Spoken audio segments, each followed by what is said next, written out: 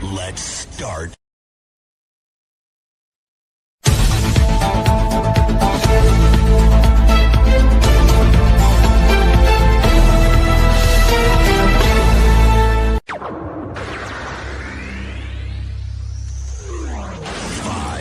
four, three, two, 1, 0. Let's start. Good evening and welcome to the Nighttime Heat, Regional Prime FM 105.5. We are streaming live on our Facebook and our YouTube channel. Just tap Nighttime Heat if you want to watch the show online. Either on your Facebook or your YouTube channel. You're going to watch the show and enjoy the show online. We are also streaming live on Prime FM Monrovia 105.5. Again, Prime FM Monrovia 105.5. We are streaming live. Kindly ensure that you share the live video. We want you to share the live video so that your friends, your relatives, your loved ones, your partners can also follow what's happening tonight on the program. The program, as you know, is still only on boring talk show during the night. You never listen to the nighttime heat, and of course, you sleep or you slumber. You have to wait until the show ends, because we enjoy every bit of the show. So I'll ensure that you share the live video so that your friends, your relatives, your loved ones, your partners can also follow what's happening tonight on the program. I'm sure you want to ask, what am I laughing? One of my panelists is walking in and he's smiling, and the guy, he looks so upbeat tonight, So, the guy's making me to laugh. But anyway, we are right here. Let me just have Quinto what is coming up tonight. The alleged jury tampering investigation opens tomorrow. We're going to read the court document tonight, to confirm to you that the jury tampering investigation will open tomorrow. Tomorrow, Wednesday, I understand that all of the parties, all of the party litigants, that's the prosecution and defense, will be there tomorrow to listen to whether the jurors were bribed, and if so, who bribed them. We're going to talk about that tonight as well. Samuel Toa understand appear before the Asa recovery. I don't know how true is it, but we understand that he appeared, and we're going to talk about that as well. It means that yes, the jury though came down with a verdict, exonerated him from the 6.2 million that was that's missing. But he still faced with this whole Asa recovery. We're going to talk about that. Hopefully, I'm sure we'll make sure to put calls to Councillor Abraham Sila to give us some education tonight on what to be happening.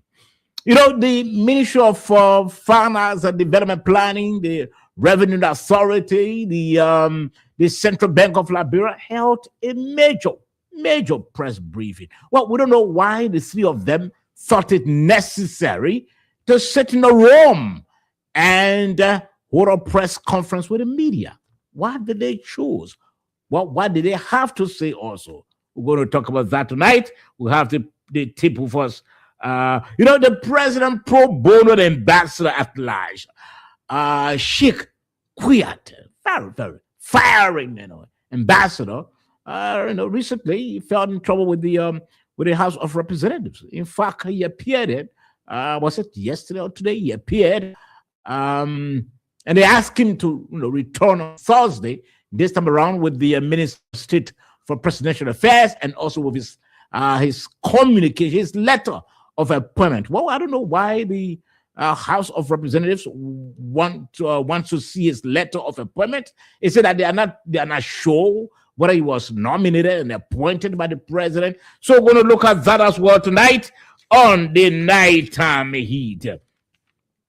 Well, the LTA, it's been reported that they are operating without computers without internet. But how true is that? Without all essentials, and the staff there are complaining. In fact, I sent a message to Mr. Patrick Horner, one of the commissioners, to hear from them. In fact, again, send a second message. Well, how true is that? They're regulating internet. The regime. But they don't have their staff there are complaining. No internet for them to work. No computers. Is that possible? We're going to talk about that tonight as well. There's someone's father video where he came down how on Unity Party partisans. We may likely go into that if time permits. Let me try to welcome my panelists who are here for now. David Benedictus Rasmussen Namutaba. He's always on time. David, welcome to the program. I thought you were the first. Welcome, Josh, who hasn't been here for some time. However, thank you, Sabo. It's always a pleasure to be on the show, the nighttime heat.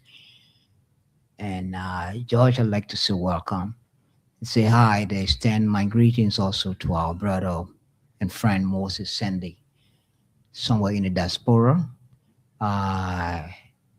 The other gentleman, our new panelist, he hasn't come yet, but I'm sure that he's around. He will soon enter the studio. So let me also say good evening to our many listeners and followers. I think I will appreciate and endorse if you were just to stop your greetings to the viewers and the listeners. You don't have the authority. Is it a usurpation of function? Yeah, it's a usurpation of function. Okay, we don't want to, No, I don't want your job, sir. Yeah, seriously, you have to apologize. I apologize. And in fact, that apology has to be written in 5 local cities. 5 local cities. It's okay, no problem. We get it tomorrow. Okay, that's good. George, let me welcome you. Thank you. You have to notarize it. That's pretty important. So good evening, Mr. Sobo. Thank you so much for this wonderful platform, the opportunity that afforded us to share our opinion with the public.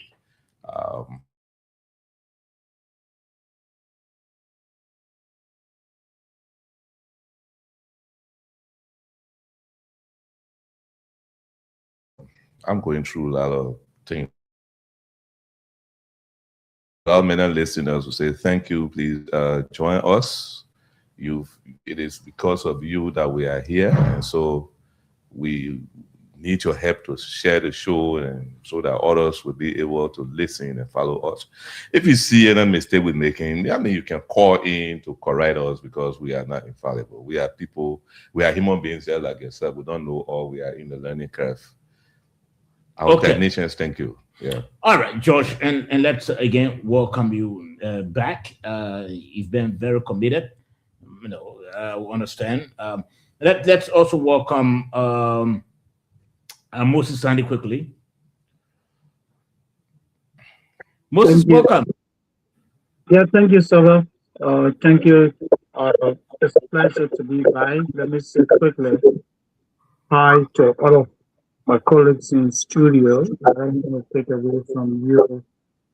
Time is limited. But I want to say welcome to everybody. It's indeed a pleasure to be back. The people of Monrovia, Liberia, I want to say it's always a pleasure coming to talk to you from thousands of miles away. Thank you. Okay, thank you, Moses. And let's also welcome Mr. Yusuf and Sharif. Yusuf, welcome to the program. Yeah, thank you so much, George. We want to say good afternoon to all of our panelists and good afternoon to all of the people following the beloved podcast. We hope and pray that today's conversation will remain safer and let remain tolerant with one another. Most especially, we know there are some people who will say certain things you will not like it, but I think we should wait, and when you're given an opportunity, you can make clarity on it and remain safer to the matter. Thank you. Yes, I like your opening comment. Let's be civil. Let's respect, each other's views. You may not like what I want to say, Yes, for some obvious reasons, but just accept, string along, accept, let me talk, let me lay my bases, make my opinions, and after that, you can now come into default or to string along. So let's try to respect each other. Let's be civil on the program. Dave, anything been popping up in your mind? Yes, of coming up? course. Yes, of course. And thank God that you asked. It's all about Rivers. Rivers County, Steve Tikwa has been in the news, not necessarily traditional media, but in the social media. People tearing him apart. I don't know him from anywhere. I just familiar with the name, Steve Tikwa, that he bought a grass cutting machine that costs 60 United States dollars. And they tearing him apart that his salary is a little over 5,000 to 6,000 United States dollars. And that a grass cutting machine that cost $60 US wasn't the best thing for him to have donated to a village in Rivers County. And I see that as being ungrateful. I don't know what is the citizens of that village who are dissatisfied with the grass cutting machine. But no matter how much that costs, why are people only concerned about the cost and not the purpose of that machine? He bought it for a village in Riverside. I think it should be appreciated. And the first thing people should know is that it's not the responsibility of lawmakers to build houses or big clinics and buy yellow machines for villages and towns. It's for political reason to do it. But if a person does something, if you can appreciate a little thing, how possible it is for her to appreciate a bigger thing. Nothing they've been unfair to Steve Tikwa. Okay, so Comrade, what went through your mind? What is this? Mr. Sandy, somebody bought grass cutting machine and got to the village where nobody knows how to use it. He tried to put it on the cut the grass machine and cutting the grass. Oh, man. You were That, I saw you on the social media. Oh, my man. No, I mean, look, you know, his one don't need assessment. If that man had bought probably hundreds of cutlasses and other things, right? Other farming too, to care to the people that will appreciate it and that. The thing using gas, the boy looking for food to eat. You go and leave it with them, got a few years.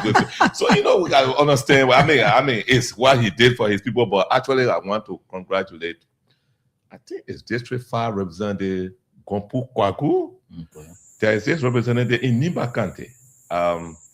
He used to do, he's a construction engineer. He used to do Starter A from the party called, you know.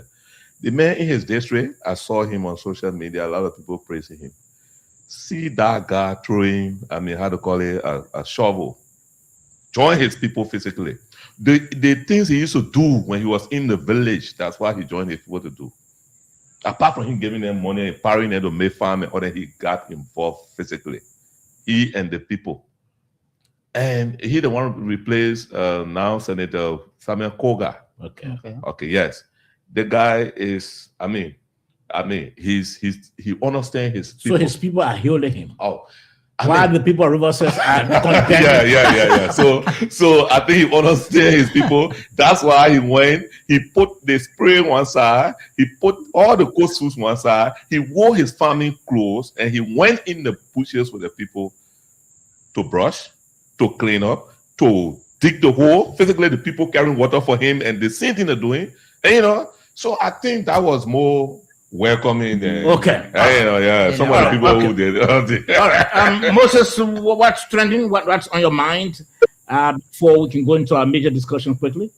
Yeah, two things. But let me piggyback quickly on the long which you guys are referring to as machine. A lawnmower is a grass cutter, and a brand lawnmower of that size, because I saw the video. Okay. To buy a brand new one in the United States, what I saw, I have one of those at home. What I saw, that lawnmower, the price is more than $60. Okay. You can put the price at less than 300 US dollars. See that? It's less than 300 US dollars. You may get a used one because we have flea markets in the United States where people sell used stuff.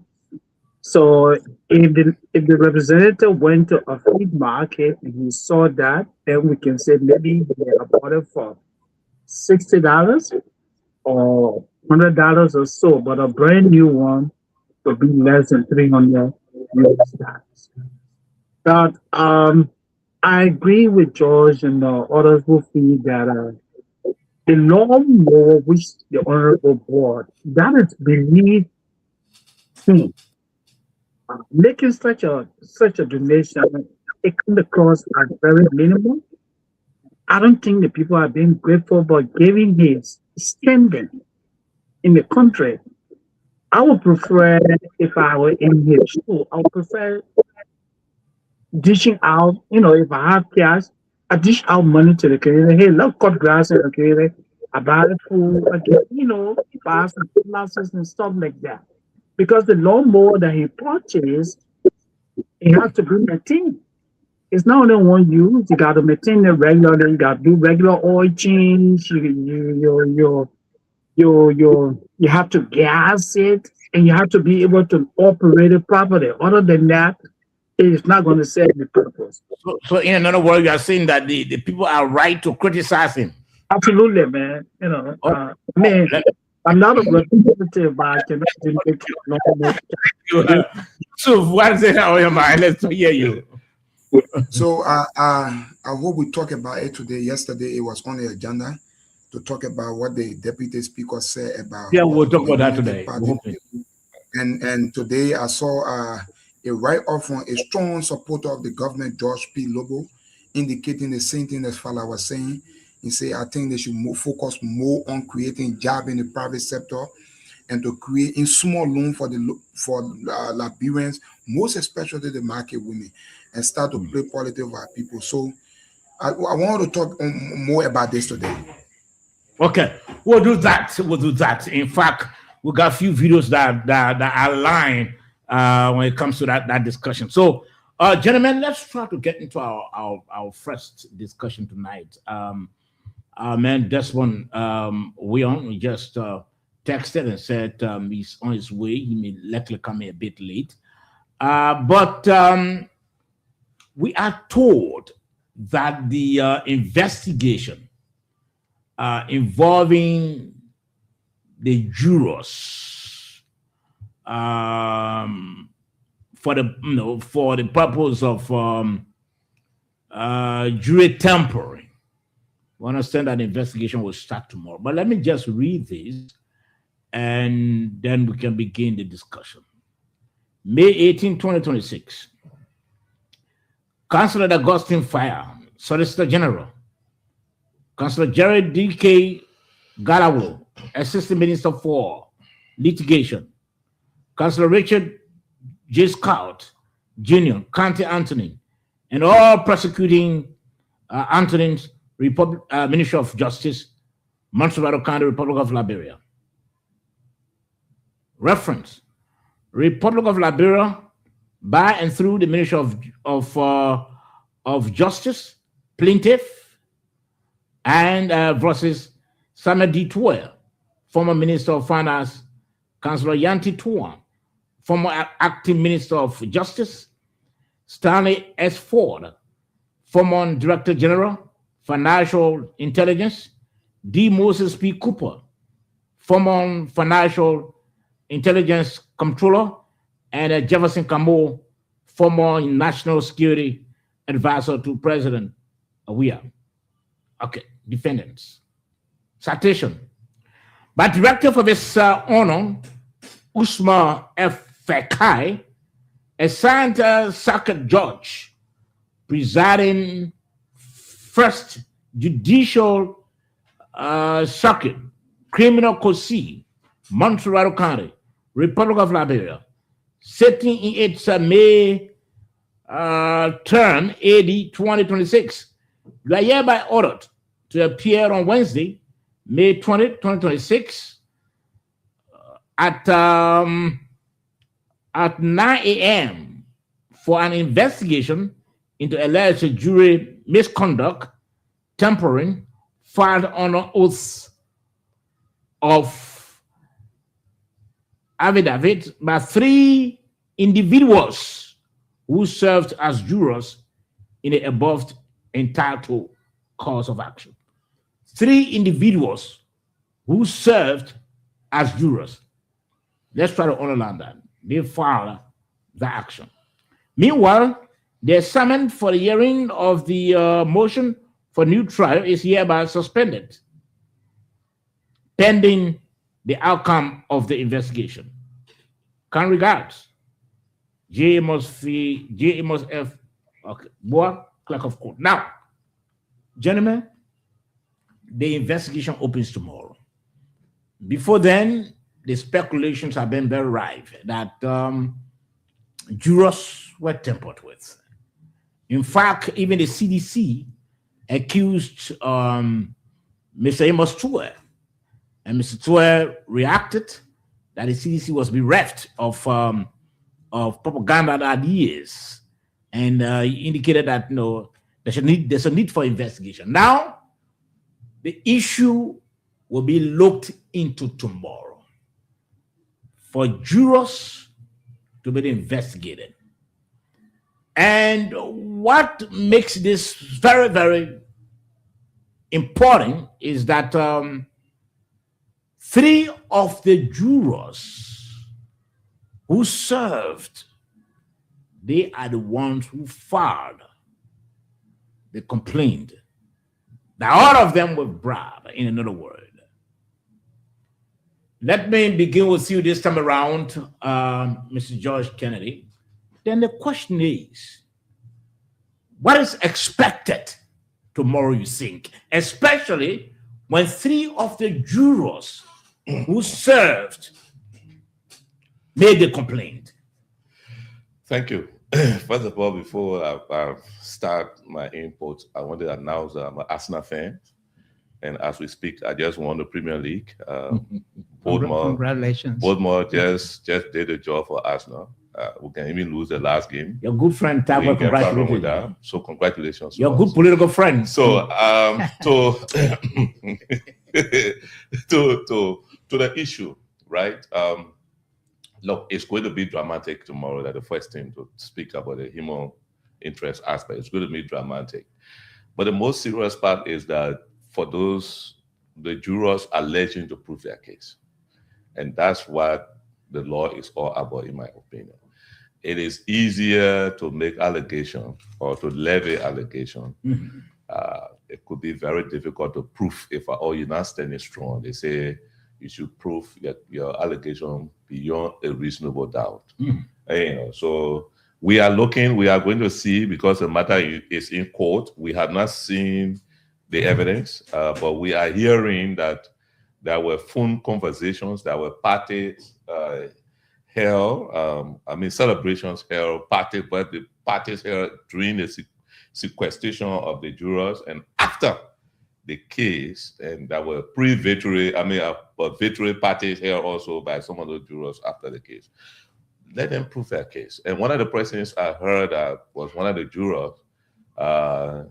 It's somehow bad for me because I didn't expect even the prosecution to have accepted that you are not forced. See, Tana Pole, the late representative Tana Pole's daughter, Mm-hmm. she's been with CDC contestant on their ticket, this and that. So I don't know whether they knew her, but also that the other side. So, but also being there doesn't mean that she was going to do anything wrong. So the law is the law. If at all those jurors can prove their case beyond a reasonable doubt, definitely that would be a turning point in the entire case, in my opinion. Yeah. And do you think that may likely overturn the decision made by them? It could, because the truth is, some people say, oh, the verdict already passed, so they cannot be revisited. No, if the verdict was stolen, and it is proving that it was stolen, in my mind, I mean, I'm not a lawyer. Mm-hmm. If it was stolen, and it is proving that it was stolen, the jury or some of the jurors that did this were involved in corruption, it will have impact on the case. Okay. Yeah, definitely. Let's hold you there. Dave.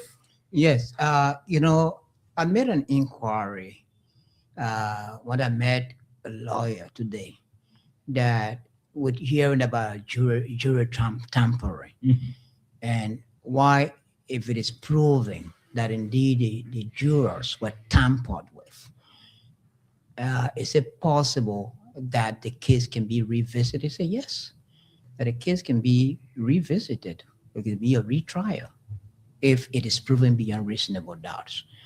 And as Josh said, I heard similar reports that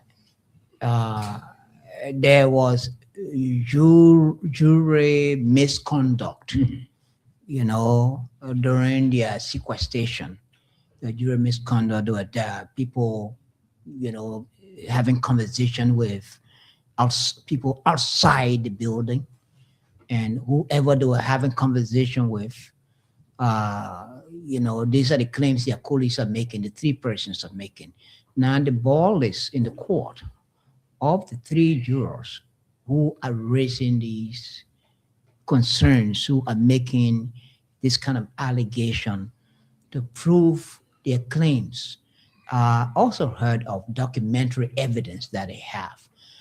And there also suggestions that if indeed they said their colleagues had phone conversations with people outside their cycle, then there will be a need to subpoena the GSM companies to prove their claims that indeed their colleagues had conversations with people outside their cycle. So let's look and see what happens tomorrow. Okay.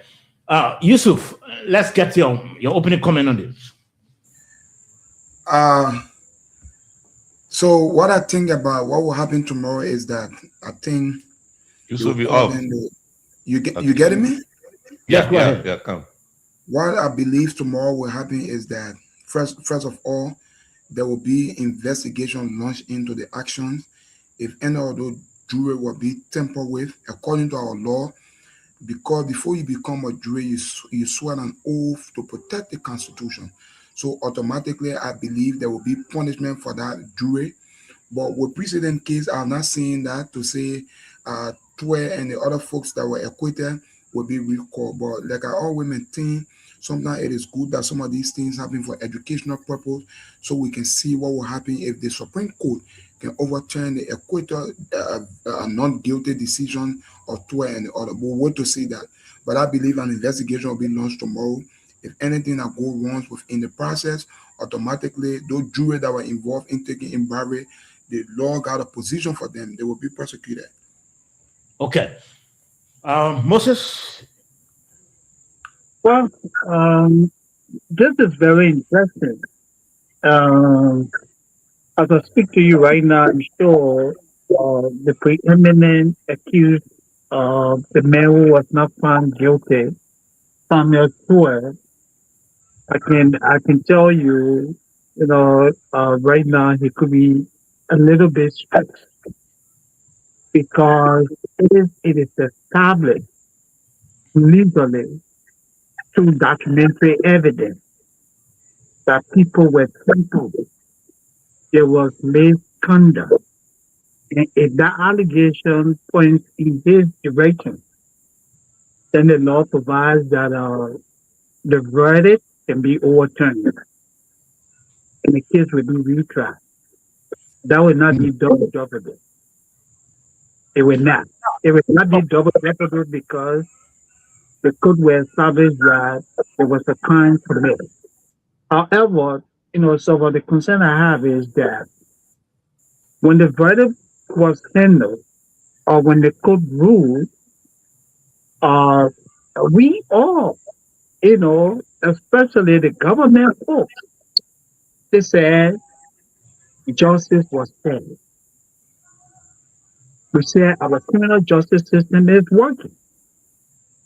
I was shocked when I saw that. I said, I did not believe that Twe was capable of walking free. But again, that's kind of criminal justice system that we have. And people celebrate it. So I see this as a ploy because every attempt has been made. Every attempt has been made by this administration to ensure that Samuel Toa is brought to book. We want accountability, we want transparency, we want people to be held liable for whatever wrong that they may have done. But I see a government that is ready to step in to make sure. So, but the math doesn't add up. 3 jurors with 12 known to come publicly and admit that hey, we committed a crime. We did this. That undermine the process. They know that such crime is a serious crime. You know, something may have, triggered them. That's my take on it. Do you agree with him? You try to broaden the discussion. Except where his last few comments about something sinister probably happening probably for the government and probably that the government really want to find someone to guilty at all. I don't agree with those two comments. I agree with all of the others. The truth is, I said here on the radio the other time, the person who is a signatory to the government's money at the central bank who can give order for that money to be removed and signed it, not just move and signed by the Minister of Finance. So most of the cases when it comes to financial crime, theft, money issue that may come up, Minister Toa may be involved so long that money was withdrawing from the government's consolidated account. We need to bear this on our minds going forward because it is only the Minister of Finance, not the President of Liberia, it is only the Minister of Finance that will right to say, yes, you give the person that money. So why do you think it can be a ploy by the government, like you indicated? Because you see, he already admitted, and it is the truth, that when the judgment came, even though the government wasn't satisfied, but they accepted the court ruling because that's our justice system. While it was twisted and you lose, or it went straight, that's the law. But, when such thing happens, so now you'll be looking around to see whether there were problems. Where did that? That's why the Justice Minister said it last time. We see where we made mistakes. Mm-hmm. What are some of those mistakes that we made that we think we can correct? So if someone who was sequestered, or a group of people who were sequestered, they say, oh, this happened, probably the money or whatever that was distributed was not equally distributed, or some people were left up probably. You say, okay, saying you are 12, I'm not going to take care of 9. Probably. I'm not speaking with facts because I don't know. You serve some people and you didn't serve the other people, right? Mm-hmm. So the other people will say, look, we're here and you're using the phone, the people seeing it, all your communication, all your leakages, the people seeing it. People say, look, we're here. These people did this thing. So we shouldn't just be, all right, I know Mr. Sandy was making some points, but we shouldn't just be, all right. Somehow people can make mistakes when they're doing these things. They pick and choose. And the pick and choose sometimes most often have backlash. Always have the propensity to have backlash. I'm not ruling out anything, all right? That's why, since the matter is in court, we just decide to leave it at that. If I had the time tomorrow, I would go on to the court to watch the drama because for me, I'm interested in the evidence that these jurors will adduce. Let me come in. And similarly, yes. And similarly, I'm not ruling out, the fact that something must have taken place. Something must have behind the scene happened to have made the 3 jurors to leave the side of their colleagues. And as George said, sometimes money matters can bring about these kind of contentions. The possibility that some money is made available and that money was not equitably shared among them. And as a result of that dissatisfaction, they decided to come and speak out their views. They talk about phones. They talk about having documentary evidence. So why not wait until we see what You happens? see? We can Yeah. rule. We can rule out Okay, anything. now, gentlemen, let's assume we're trying to assume here Mhm. that the court, criminal court C, that is opening the investigation, establishes that yes, indeed, there were jury tampering, and as a result, the prosecution filed or motion for retrial, and that case is retried or that case is reopened. What becomes of the defendants, especially the main defendant, who was adjudged non guilty initially? He's going to face trial again. But this man, while he's facing this, he's also being invited by the LSCC. What is happening there? And Dave, let me begin with you. And on what that. has happened is that it's the same continuation of the fight against graft or corruption in government. There are allegations that people, bought assets that were even above the salaries they were making. And asset recovery, some people, they have government properties, they've not turned over, some sold them. Allegations, all allegations. And who is responsible to investigate these allegations? Is the asset recovery team. Is the asset recovery team. Even being acquitted from the $6.2 million case doesn't mean that the other cases are done with or are trashed. No, that's not how the law works. The fight against corruption is broader than how we see it.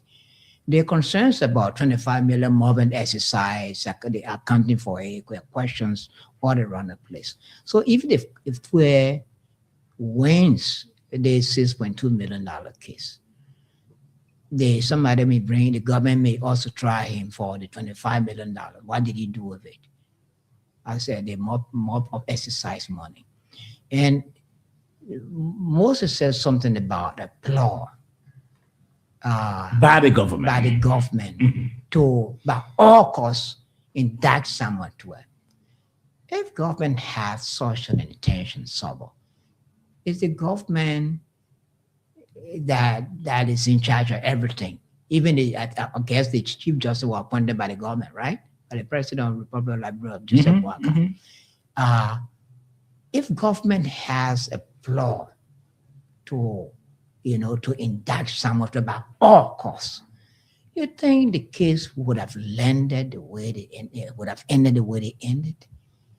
It's difficult to understand. So you don't agree with Moses on that? No, I don't. Okay, let me hold you there. Now, Moses Mr. Sheriff, let's get your take on what is expected tomorrow, especially with the with 3 jurors coming out to say the batch of them were bribed. This time around, it's not coming from the state. It's not coming from the CDC or those CDC raised that issue before, but it's coming from 3 members of the jury, individuals who served as jurors. Let's hear from you. What are you expecting tomorrow? So tomorrow, what I expect is that, like I say, and I'll maintain, to accuse or to raise allegations against people is one thing, to prove it is another thing.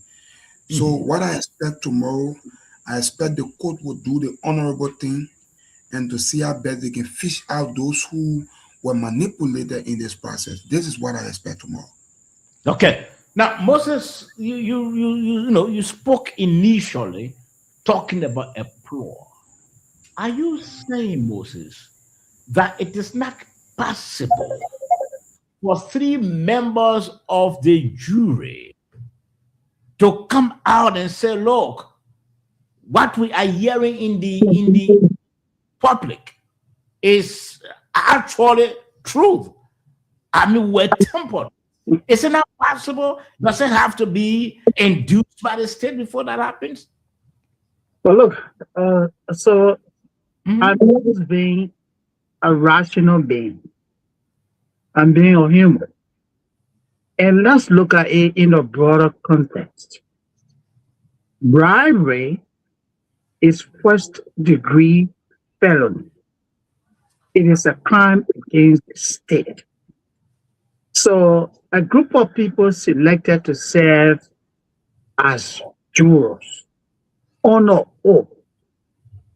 And you think these people will just wake up and come publicly and say, oh, we did something illegal? I mean, I find it difficult, to really wrap my head around this. I may be wrong, but I'm just being the rational person. I'm just being a human being to say, how will someone say we are the one who killed our man? And they know that murder is a first degree felony. Something may have triggered that. Where did this whole thing come from? And just look at some of the things that have been happening. So in this case, the verdict was handed down. All the attempts.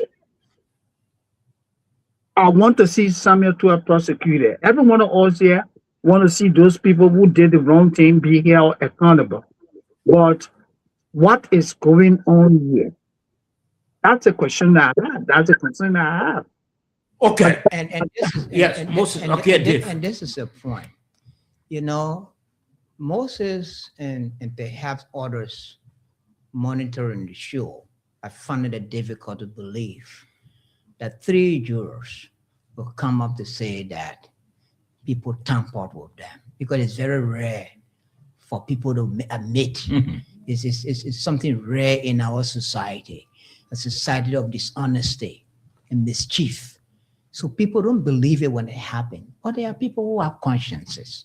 There are people who, when they feel dissatisfied, they speak out their minds, no matter what trouble they lead into. But they speak out their mind, feeling that saying the right thing, telling the truth, will take the burden off their heads. Because when you lie, your conscience judges you. Your conscience judges you throughout your life, most especially in such a case. So it is not impossible for 3 jurors to come up publicly to say, look, when we were being sequestered, our colleagues were making phone calls to people outside or receiving calls from outside. Or at the end of the day, the monies that were given, the monies were not equitably divided. We were excluded. We were given, but we were given minute portion when others were given huge portions of the money. That dissatisfaction can trigger anything. It can trigger anything. That is not impossible. It is possible. Okay. You listen to the Nighttime Heat, rated on Prime FM 105.5. We want you to share the show tonight. Share the live video. You can watch the show online. Just tap Nighttime Heat on your Facebook page or Nighttime Heat on your YouTube channel. And of course, we're going to watch the show online. Also, tonight we'll be looking at a joint press conference that was held by the Ministry of Finance and Development Planning, the Revenue Authority, and the Central Bank. Why did they choose the 3 major institutions to join hands together to speak to the press? And of course, what did they say also? We're going to talk about that as well. President Boyka pro bono ambassador alleged, the man called Sheikh Kuyate, very fiery when he's speaking. He slams a corruption allegation against the HOR. We'll talk about that. The HOR is the House of Representatives. Now, let me ask you, George, but this whole jury tampering investigation that starts tomorrow, what does it speak about the government's prosecution effort? Well, before I answer your question, I'd like to set the record straight on something here. Mm-hmm. The 3 jurors, disbanded jurors, that filed the complaint did not file complaint against themselves. They Okay. filed complaint against the others that they were tampered with. Okay, so it's not that they're bringing their own complaint. That is why they have to bring the evidence to show proof How their colleagues were how tampered their with. colleagues were tampered. So, Mr. Sandy, you know, that's the whole thing there, what the complaint is saying and what I read. And Okay. so the other thing is, What does it speak about the efforts of the prosecution? well, nobody wants to lose case. But in my opinion, prosecution does not just mean to go win. It also means, I'm not a lawyer. I got interest in law, but I'm not a lawyer. Mhm. It also means to show how things people breach the law, or people are being seen as breaching the law, but they didn't really breach the law. So if you go to court and you lose a case, it will be seen as setback for you. But it could be that the system, it will also expose the system to the rest of the world. It tells whether that system works for everybody or it works for the few powerful. And that's in democracy. If the system works for few powerful, it means you're going to autocratic system of government. You don't have democracy. Okay. That is why the court system is very good. And that is even why, in my view, after this ruling, the government came up with a statement accepting the ruling. But going back on this, while someone from the government actually went to find out from those people what really happened in that place, nobody got evidence to that. And maybe from the cross-examination of those 3 jurors, probably, that's why I said I want to go there to witness the drama. Okay. Now, Yeah. but what does this mean for the effort, effectiveness of the prosecution team? Well, as George said, the prosecution team want to call not to lose, but at the end of the day, when they lost, it accepted. It accepted that, look, it makes acquitted. And that's the due process. And the due process is what we've always advocated for in our society, where the law doesn't favor a particular group of people. The law covers, respect the rights of everyone. Okay. And where you prove yourself that you didn't commit a crime is in the court. Besides the court, there's nowhere else. Okay. And that was strengthening the democracy of every Okay. nation. Let's hear from Yusuf. Yusuf, with the investigation, opening tomorrow, the investigation concerning jury tampering. Well, what does it say about the effort that the prosecution is making to get a win? So, firstly, they establish something first for the public benefit. Tampering with jury and bribing jury, that's 2 different things. One, tampering with jury sometimes means somebody talking to them to influence their decisions. That has to do with tampering with jury. And secondly, bribing jury has to do with using money to make certain decisions they're not supposed to be making. So let's be clear on that. So I believe the prosecution tomorrow, I just spoke with a lawyer a few minutes ago, were on the phone, and he said to me from the Samuel Toy side that in fact they are arguing that in a criminal trial, once you disband jury in a criminal trial, automatically you can't recall them again. That is one. And 2, they are also arguing that Usman Feka, who is the criminal procedure, no more had jurisdictions over the matter. So there are too many things, but I wait to see the interference of the Supreme Court, because the issue about double jeopardy is also involved. At the end of the day, all of those arguments in the public space by lawyers and various actors, we believe this Honorable Supreme Court is the only institution that claws with the responsibility to define where are we. So that is my position. Okay. Now, Moses, let's hear from you quickly so that we can transition. What do you think about the effort of the prosecution, especially with 3 jurors now coming up to complain about jury tampering, and an investigation is set for tomorrow? What do you think about the effort of the prosecution? Well, look, in this case, this was, I assume, if it is established because the burden of proof is going to be on the three jurors who came and say that they were tampered with or their colleagues were tampered with. They have to produce the evidence, and that evidence must be sufficient enough to overturn the verdict. It is going to be within the purview, as per research. I'm not a lawyer. As per research, just what's going to happen. If it is established that there was some criminal act, there was something done illegally that undermined the legal process, then of course the verdict will be overturned. Yes. Wow. The prosecutor will have nothing to do with this. That's why they call the people to the court. George, you cover the court. You know this better than I do. It's the court that has invited them. Say, hey, we have this concern. So it is the court that's going to hear that. If the court establishes true preponderance of evidence from the accusers that this thing here happened, the judge at that court will say, look, we have enough evidence to show that something went wrong, which undermined due process. On that basis, this case has to be retried. Samuel Tuer will have to go back to court.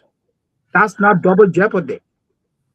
Because my opinion, that is where my comrade I just spoke first before Mr. Sandy. That is where the defense will say that the court no longer has jurisdiction and they will take flight to the Supreme Court. In the Supreme Court, if our is proving that the jury were temporary, the Supreme Court would definitely call for retrial because there is a precedent case. And I don't know the lawyers are told well, he doesn't, you don't refer them, but there's a precedent case. I was reading on it, but I didn't get a whole detail before coming. And there's a precedent case from this Supreme Court on jury temporary. And that case for retrial, as Mr. Sandy is saying. So, the matter, Mr. Sandy is ready to clarify. I didn't cover the court, I covered the legislature. But some of these things, we've been following it. Okay. And, so, yeah. Okay, so gentlemen, well, let's see what happens. But we've also been reading and listening to lawyers as well. Well, there are some who believe that once the jury has spoken or had decided, that decision stands for good. But there are others who think that if let's assume the jurors, it's true that the jurors decided, but if that decision was as a result of some influence, it means that that decision is it's disqualified, not a void. So it means that they're going to set the case on a new trial. So let's see what happens tomorrow. But gentlemen, listeners, you're listening to the super that's the nighttime heat, rated on Prom FM 105.5. We are also streaming live on our Facebook and our YouTube channel. Tonight or today, the Ministry of Finance and Development Planning and the Central Bank, the Revenue Authority, they held a joint press conference. And normally we see out of the Minister of Finance holding a conference on its own, or maybe the LRA, or maybe the Central Bank. But today, they chose to do it jointly. Let's hear them as to what they had to say to the public, so that we can do our own discussion around that. Can you please take? Nearly a month ago, the Auditor General released the General Auditing Commission's compliance audit report on the government of Liberia revenue collection and reconciliation processes for the period 1st July 2018 to 31st December 2024. This audit marks an important milestone in the government's ongoing effort to strengthen transparency, accountability, and public financial integrity. Today, we have convened this joint press conference to provide context and background to the audit, highlight its key findings, and outline the concrete actions already undertaken and those currently underway by the government to address the issues identified and further strengthen our public financial management systems. In late 2024, the Ministry of Finance and Development Planning, the Liberia Revenue Authority, and the Central Bank of Liberia detected emerging discrepancies between revenue reported in the tax administration system and deposits reflected in the government's consolidated revenue account at the central bank. As custodians of public trust, we could not and would not ignore these concerns. We took immediate and decisive action. On January 6, 2025, with the full endorsement of the LRA and the CBL, I formally wrote the Auditor General requesting an independent investigation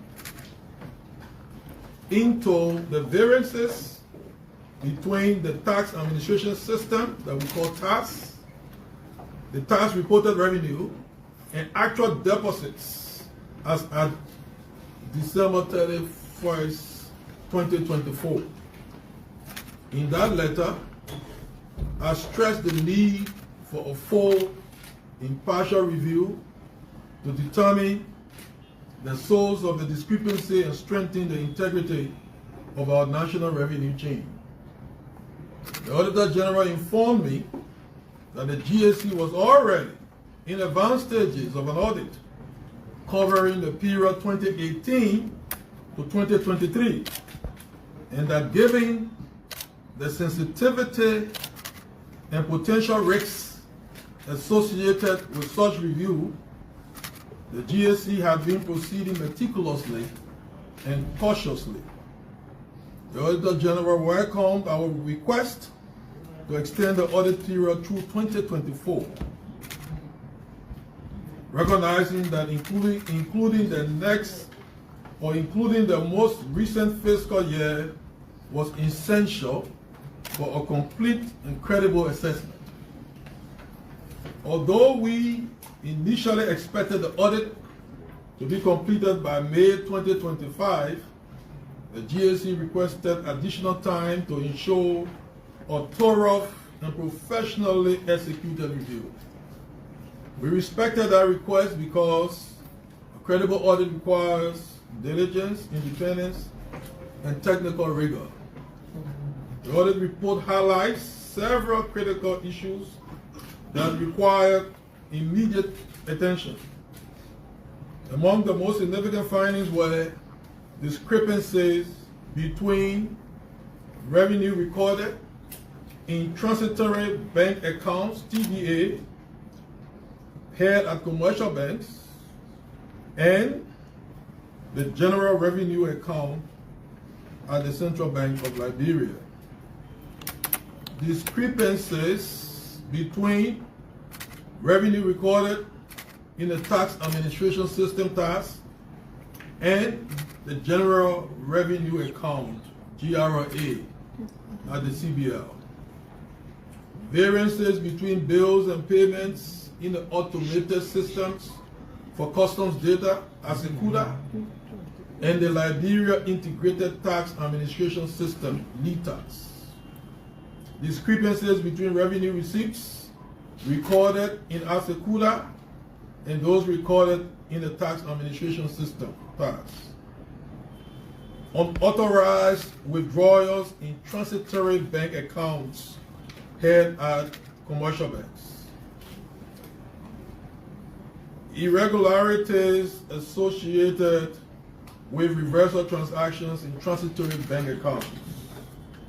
Untimely remittances of government revenue from transitory bank accounts held at commercial banks to the general revenue account held at the Central Bank of Liberia. These findings confirm the existence of systemic weaknesses, reconciliation gaps, and operational deficiencies across the revenue collection and settlement chain.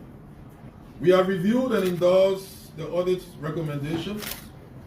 We have briefed His Excellency the President, and he has agreed that the audit report be forwarded to the Ministry of Justice and the Liberia Anti-Corruption Commission, the institutions of government that have the requisite expertise to determine whether the findings in the GAC report point to fraud.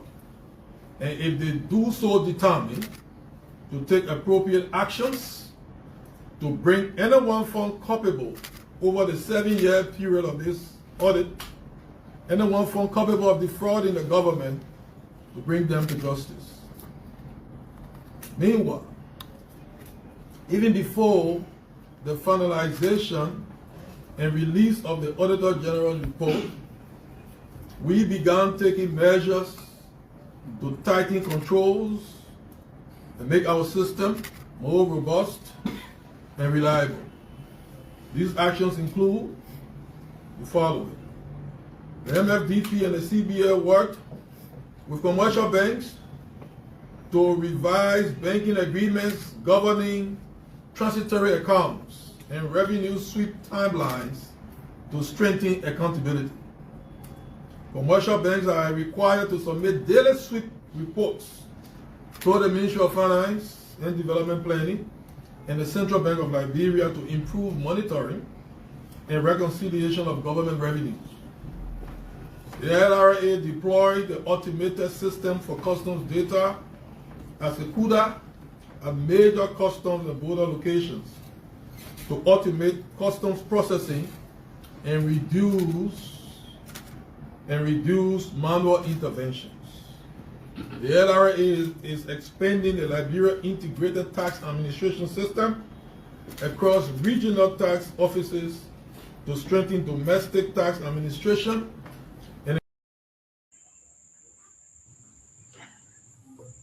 Okay, well, that's the Minister of Finance and Development Planning, Gossipy Gafwa.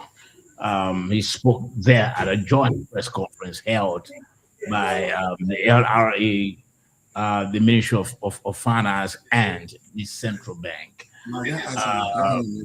Let's begin with you on this one. George, you covered the ministry. You covered the economic sector. He spoke about some discrepancy. He spoke about a 7-year period. What's your analysis? It's because he made a statement that they've already, or by this week, they'll be forwarding the report, the audit report, to the appropriate agency, either the Ministry of Justice or the LTA. LSC. So in other words, this government is not only reporting itself, right? It's reporting from 2018. From 2018 to now. 2024. Okay, fine. Yeah. But they came in 2024. They came in 2024. Fine. So that shows that they are reporting themselves as well. Yeah. Let's hear your thoughts on that. Thank you. You see, a lot of people have been crying that people, when the government, when they talking about the past administration, and but this audit report is grave. It's going to cause a lot of fear in the public sector, especially in the public, especially those who feel that people going after people. No, this audit report,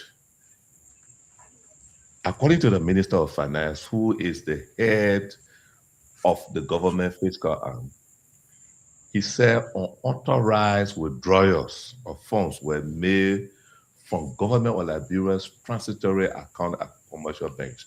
When we go pay taxes, government taxes, most of the time we don't go to central bank. We go to these banks and pay to those banks. Government will hold those banks will hold those money and in turn transmit it to or remit it to the government account at the central bank. But what is surprising that this minister revealed tonight is that when this money go into these accounts, there were withdrawals made there without authorization. And that's supposed to be so. For the commercial bank. For no commercial banks. Why you allow it as a commercial bank? You just there, somebody say, okay, hold my money and carry it to Mr. Sandy for me. Then And let's get it. Yeah. Let's get the record straight. That Yeah. was before they came in. even they're talking about the whole period. Okay. That leakage, right? It's a leakage in the system. And so that's why they audited the entire thing. So if money, in fact, the bank governor, this governor, current governor, says someone in this interview, in this press conference, says someone attempted to withdraw $1 million from government's account while he was governor, and they were able to stop it. So it tells you how the leakage was like. So in fact, they went as far as telling us this is the reason why government budgets are always being small, because most of the money were leaking. So they're trying to put the system into place to even close those leakages. In fact, they have hired John Molu's firm to come and then because we're waiting for the audit report before they can take effect. So this particular audit report again is going to probably, when they go to the LACC, the Ministry of Justice, they're probably going to indict some of the same people that we see. People will say, which one? No. These things, a lot of things happen that we as a public, we wouldn't need to pressurize the justice system to be fair, to be transparent, and, in the process when they prosecute anybody. Okay. Yeah. All right. That's your thought on that. Dave. So, but and then I guess these are the things that have been happening even many years back. And this is why, Liberia has been undeveloped and poverty has been Right. ripe in our society, because money is intended for government, for development purposes, to build schools, to build hospitals, or equip hospitals, were being withdrawn by individuals, uncontrollably withdrawn.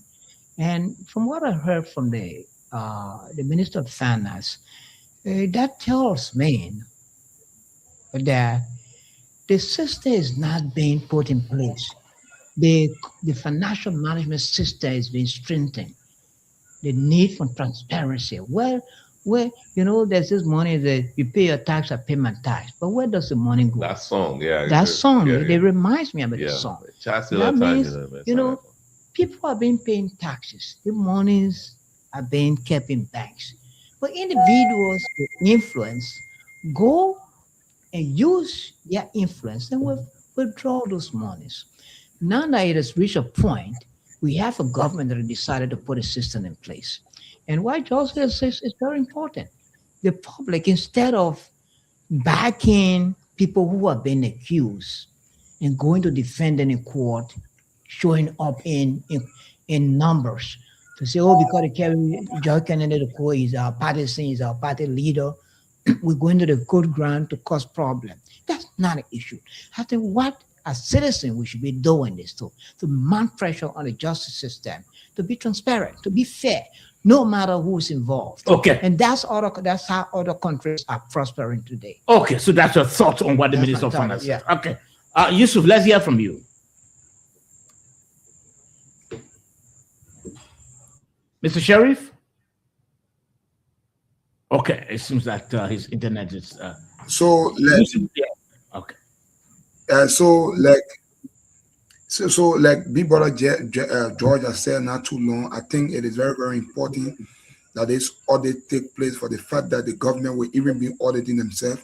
I think this process is welcoming, and it is something that every Liberian will embrace, for the fact that people will go and deposit money in commercial bank, and anybody just go and withdraw money from there. That is very, very scary. So for some of us, I don't think everything will be about criticism, but the fact that the government even said that the audit will begin with them, it is welcoming, and we got to embrace this, which is very, very important for our country. So I think that is my only opinion on this matter. Okay. Now, and let me throw this question to Moses. He always have this critical way of thinking. Moses, the government through the Ministry of Finance, didn't just make reference to report from 2018 to 2023, there may be one who have thought that individuals have been targeted, or one would have thought that the government is not committed to the fight against corruption. The Minister of Finance indicated that they've included 2024 as well. Moses, what does it say to you about the government's commitment? It means a lot. It just reaffirms the legal maxim which says that he who comes to equity must come with clean hands. Mm-hmm. So if you're going to come after Moses Sandy and say, man, you got to be accountable, then you, support George, yourself too, you need to be accountable. Surely. That's what the government is trying to say. Look, we're not only saying that what happened 6 years ago before we came. We want you to also look at us, look at our records, what we did in the past, and compare that with what happened. Because when we begin to go after people, we don't want people to say, "Oh well, you know, they're doing it because they hate those people." So I think it's laudable because people need to be held accountable. You cannot be like what George said, right? Say you are a teller at a local bank with a monthly pay of say $500. But you got 3 houses in the community. But where now, money? Where are you getting the money from paying all the houses? God lost with more than the other people. It's not right. Do some lifestyle order about you, man. Mama, you got it. So that's what the minister say. They're trying to close all the loopholes. Government finances were being funneled through loopholes, and that's what this audit report tried to take care of. That's the system that they try to put in place. So I think it's a good step taken. I applaud the government on that. Okay, you applaud the government on that. Now, when this report is sent to the LACC or maybe to the Justice Ministry, Tagba, I know you agree with me. There will be individuals maybe in the previous administration who may be impacted, and there will be again, complaint and people will begin to cry foul, saying, we are again targeted. That's witch hunt. Now, with what is expected to happen that I've just indicated, because surely that will happen. We are hearing it with December 12, all of that. Do you think this administration is setting a precedent that they hunt it tomorrow? That's not new. Well, it's just setting the precedents that will make the country better. It's now setting the precedents with the fear that it may happen then tomorrow. I think the administration start to put a system in place that even future administrations may follow for the common good of the country. It's not about if we take the action, tomorrow we may leave power, others will pursue us. And that's exactly the mindset others had. And that what they didn't pursue those who were suspected of robbing the country of resources. And that was the weakness of the immediate past government. There were concerns about officials of the Ellen regime robbing the country of resources. We heard about NOCAL and other places. We heard about the president's sons. Monies matters were heard. Monies were not accounted for. These were allegations that made. So many Liberians are taught that the CDC government that succeeded the regime of Madam Ellen Johnson Sirleaf would have instituted similar measures by conducting these kind of investigations into the financial system of the country, But when the CDC government came, I mean, it did little or did not do anything at all. And because they didn't do it, they expected that the other government wouldn't have done it. And that's why bringing all these, concerns. And that's unfair, being unfair to your country. If you came to power, even before you came about, there were voice, there were noise about corruption in the Israeli government. The presidents and the other senior officials of the government. We heard names. We heard about financial mismanagement. Okay. What did the city go? What did the city government did? What did they do when it came to power? When they came to power, they let everybody go free. Now, let me hold you there. Without even pursuing them. One reason, George, I'm sure, for which even the party, the previous one, they didn't pursue individuals. You heard former President Sedi when she said, we are this is a small country.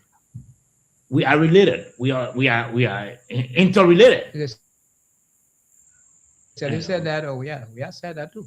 Yeah. No, but you said that. She said it. She said it. We are interrelated. Now, the current unity party is not looking at that. Whether we are interrelated, whether we are a small country, but it's on the road with its legal team, to curb corruption. There will be outcry. People will complain and cry and complain about witch hunt, like we are hearing today. Sure. George, what do you expect? I expect exactly what you said, what you just alluded to, and I want it to continue. When Madam Salif said, "Oh, we are interrelated," my thinking at the time was because we just came from war. We took over from an interim government. So, but you went for the interim president though, but you couldn't go after all the other people because some of them were still controlling their own ex-generals. But that doesn't exist today. A country that is not really that does not really respect accountability, that country cannot grow. All the other countries we see around here, they're growing because they take some steps. Look, corruption cannot be real in a society, but it can be minimized. That it will promote, it will be what it gives development, growth, the chance to operate. So you think the government is setting a good precedent? Yes, and yes. Against itself? Against itself, because it's also reading from its own blunder in the first 12 years. Because when now President Boakai said that we squandered some opportunities, that a lot of things that he meant, a lot of people did not understand the fact that he was just being sarcastic and disrespectful to the then president. No, rule of law, expected accountability is one of the key things. Look, you're not perfect. Nobody is perfect.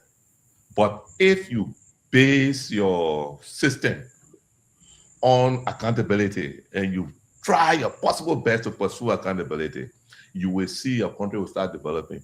I'm not hearing about borrowing money to do certain roles in this country. I'm hearing about money being raised here to do most of those good roles in this country. Let's see if our accountability helps to increase our budget and see our capital project expenditure. Then we see that as a country, we got to realize that, yes, we've been wasting our time where one or two people will go sit down, take money, they're 4-story building for themselves. When the person died, they didn't stay in a room because of private property. And nobody can go for that private property. It should be public property, where someone will go and own 12-story building, but the government does not have ministry of its own. And one person has a recessionist or other thing. No, this is a perennial problem in this country. I think that should be cut off point, and that's why I see here. Do you think, and you just spoke a word, and let me ask Yusuf. Yusuf, is it possible to end this perennial problem, to extinguish this problem that has been existing since the birth of this country? Can the Unity Party, or do you see the Unity Party is trying to set a precedent against itself tomorrow? Yusuf. So here's the thing, why it is true that I disagree with this government on so many issues, most especially when it comes to people that have been accused of corruption within their own circle. But we want to be clear on this. I think they are better than the past administration. Like, so, but I want to say something tonight. You know, the oppositions always like to do something called, even the people in government, called moral equivalency. Whenever you say this, somebody will tell you, but and Peter Brand do it that day. So ourselves we're doing it too. So it's not a bad thing. So but George, we believe, and I'm looking forward to this, and every day I prayed about this. Look at the country. The richest people in the country today are political people. Some of whom now get one sugar cane farm somewhere. Even when they tell you say they get farm, you can't even find potato green there. Maybe they just go there to marry men or other issue. The richest people in the country today are political people and not business people. Where are they taking the money from? They are making our country. If you look at Manasseh regime, that whole 12 years went free. People who milk the states. Issue accountability. Then we are to, when kind of the presidency, you are giving an opportunity to order the power regime, say we are interrelated. What you call interrelated, Sober George, today, some of us, we're talking to you now on this live, no LEC current. Those are issues that might not even be in the political corridor of our country, electricity. As I speak to you now, there are people in Bokondile, in Butu, or sitting down on the background, going to school, writing on the blackboard. This should not be the conversation. The reason we say having a kind of conversation, because the political people, even if any government come there, they want to fight corruption, they will be protecting their own people. As I speak to you now, even the United Party government, there are issues that are going on today, Sober George, some of whom are being protected by some hard people in hard places. So the issue about fighting corruption, Sober George, I think the United Party, while it is true that I disagree with them on some issues, but I like the precedent they are setting, because I believe if they, the CDC or whosoever get an opportunity to come in the political space of our country, you will not say interrelated, because when they drag you, when you come there, you want to drag other people. This is a good practice in our country. Okay. Moses, what's your thought? Yeah, like everyone, have said, it is a good initiative, but we need to look at it in a broader context. Corruption cannot be eliminated for any society. Even in the great United States here, where I reside, we have corruption in our system. However, what makes it a little bit minimal as compared to other countries is that we have systems in place that controls that. If, for example, if someone goes into your bank account and debit, or you even make a transaction that is unusual. I had an experience like that before. I went somewhere, I made a transaction that was very unusual. So when I gave the authorization,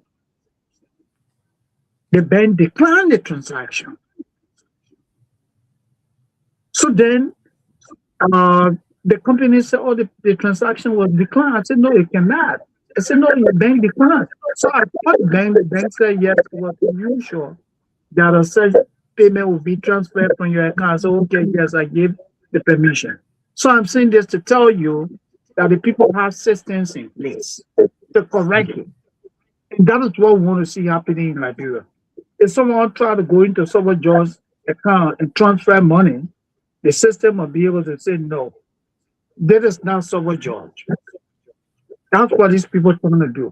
But my advice to this administration is that the administration has to be above reproach. They got to be above the criticism. They got to live by what they preach. If they are saying that we want people to be honest, we want to hold people accountable, whereas they are holding other people accountable from other administrations, they should also be holding their own people accountable. The same speed at which others are being prosecuted, their people should also be prosecuted at the same speed. Once you do that, guys, I can tell you, Omega will be really like the way he is. Okay. Well, thank you, gentlemen. I think we've done justice to the Ministry of Finance, Central Bank, and Revenue Authority press conference. Now, Again, listeners, viewers can still share the live video. We are streaming live on Prime FM Morovia 105.5. We are streaming live also on our Facebook and our YouTube channel. Just tap Nighttime Heat. You're going to watch the show online, either on your Facebook or on your YouTube. Now, gentlemen, let's try to talk about quickly the president's pro bono ambassador at large. And let me read exactly what I have here. Sheikh Kuyateh, President Joseph Boakar's pro bono ambassador at large, says the House of Representatives is deeply corrupt, that it takes bribes to approve concessions. The House leadership rejects the allegation and has invited Ambassador Kuyateh to substantiate. Kuyateh appeared before the House leadership and was instructed to appear this Thursday and must be accompanied by the Minister of State and his appointment letter. In his written statement, Kuyateh asked the House requesting that his appearance before the leadership this Thursday be made public. Now, Kuyateh is trying to open more. It's very interesting. He appeared before, gentlemen, and the House said, okay, this time around, you can return. And he made allegation against us. And his allegation is that the House of Representatives, members of the body, normally, receive bribes from these Western individuals before, or companies before they can approve that or pass that concession or whatever it is. So the House said, okay, you made an allegation against us. Good. Now return, go back and come on Thursday. And this time around, kindly bring your appointment letter and also come along with the Minister of State for Presidential Affairs, Steve Kuyateh. Now, gentlemen, what is the rationale? Kuyateh made a very profound allegation against the House of Representatives. What is the rationale asking Kuyateh to return with his letter of appointment from the president and the Minister of State for Presidential Affairs? What is it that the House? I want us to figure out the rationale. And let me begin with you, Moses, on this one.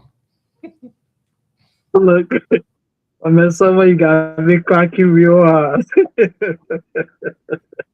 But look, on a serious note, right? That's a very good question you ask.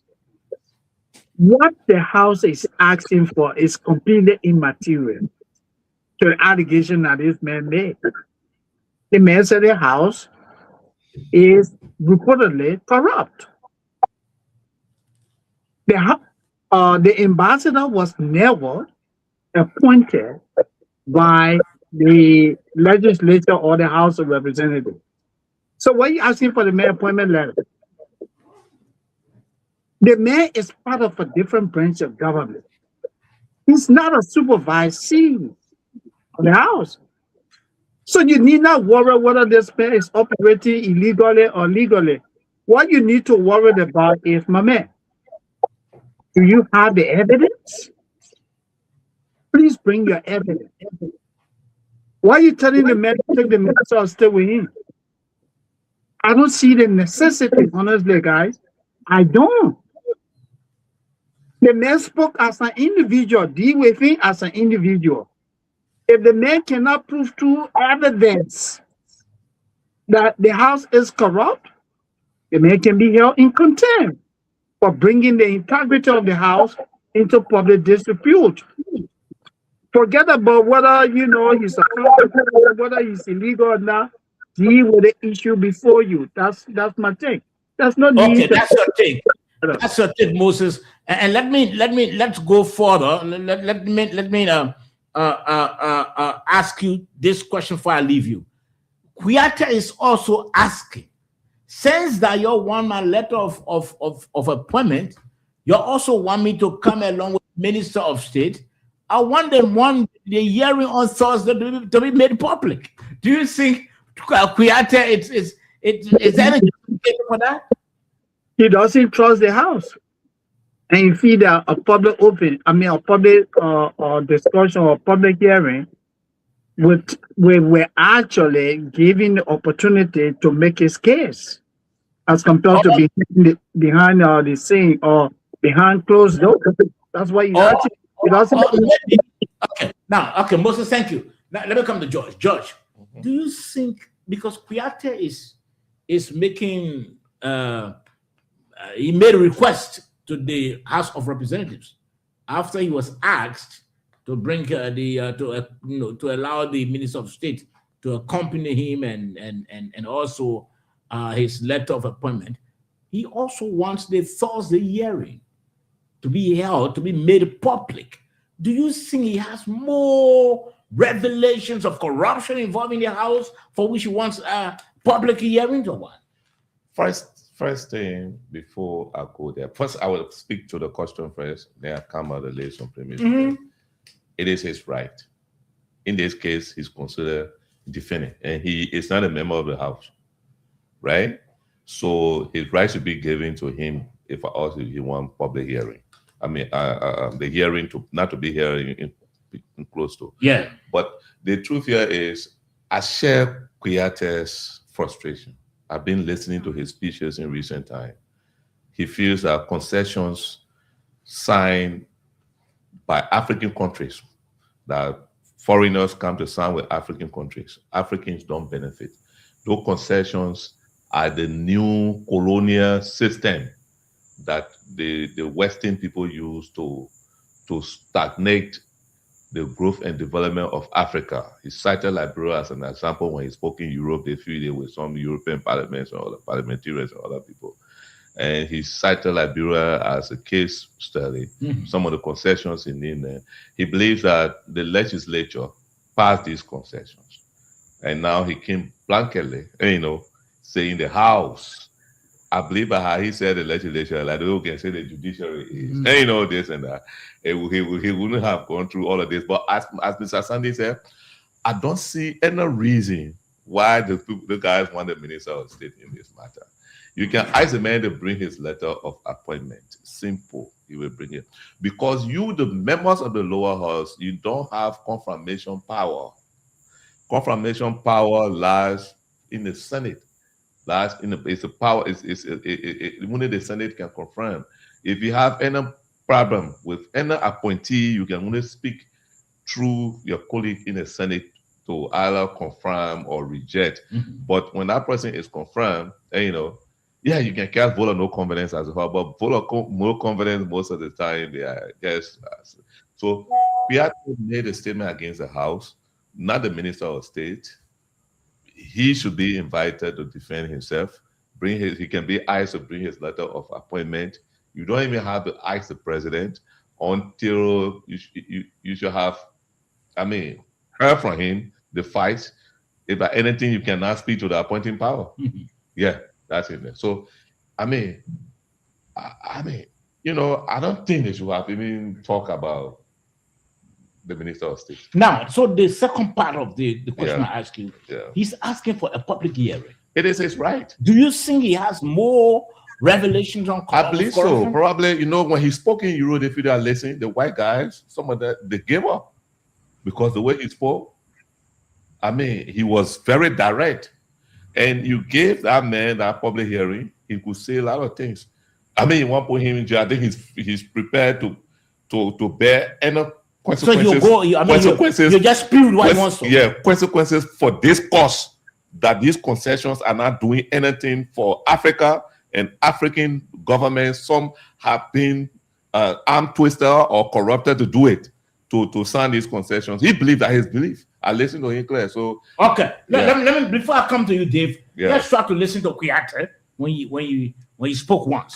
Yeah, I'm very grateful that today we have the Speaker of the Parliament here, and we are having this event at the Parliament of the Italian people.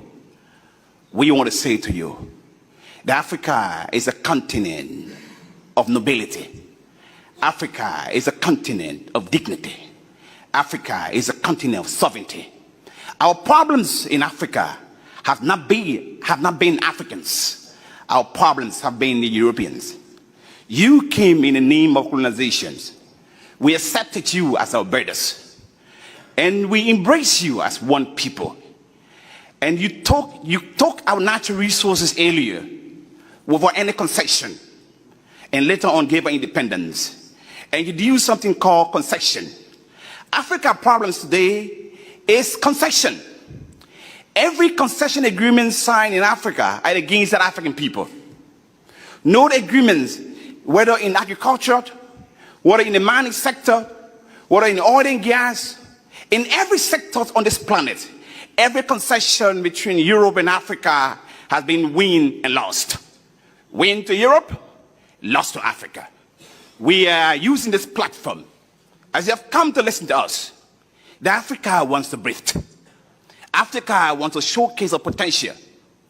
You are talking about Africa producing, having over 600 million young people in the next 10 years or few years to come. But have you asked yourself, those young people, what is the future of them? Today in Africa, like my country, Liberia, the oldest country in Africa, who got independent in 1847, we have 65% of our population young people. Out of the 65%, we have 40% of them jobless. Why are they jobless? Are they lazy? No. They are jobless because there's no opportunities for them.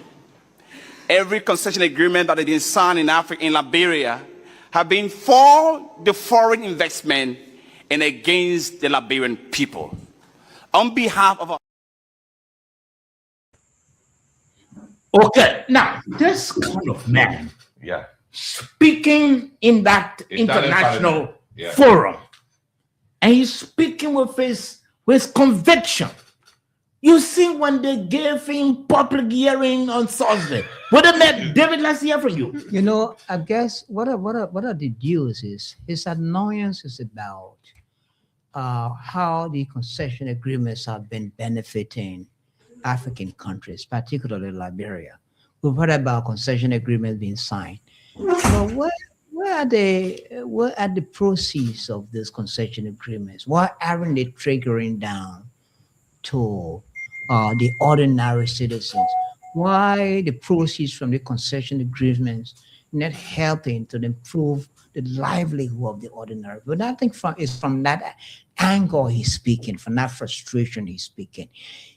He may have not meant harm to denigrate our legislature, our legislators. But I think he's speaking from frustration. He felt that, look, Europeans came here, manipulated our decision makers, taken away our iron ores, our diamonds. So the question is, Taiwan, should this man be given public hearing?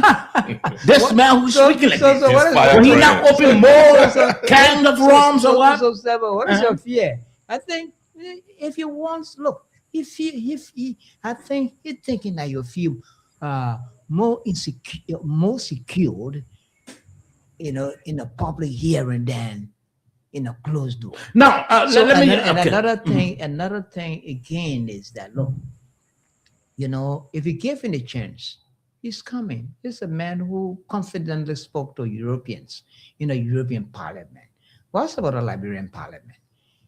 You give that man an opportunity to say a lot of things that you may even regret inviting him. So should the lawmakers, should the House of Representatives reconsider his decision? Another thing. No, I come in. Should they reconsider and just forget about Kuyate and say, look, let's leave Kuyate alone before Kuyate open more kinds of rooms? I'm not the one to tell them to drop that decision to invite him.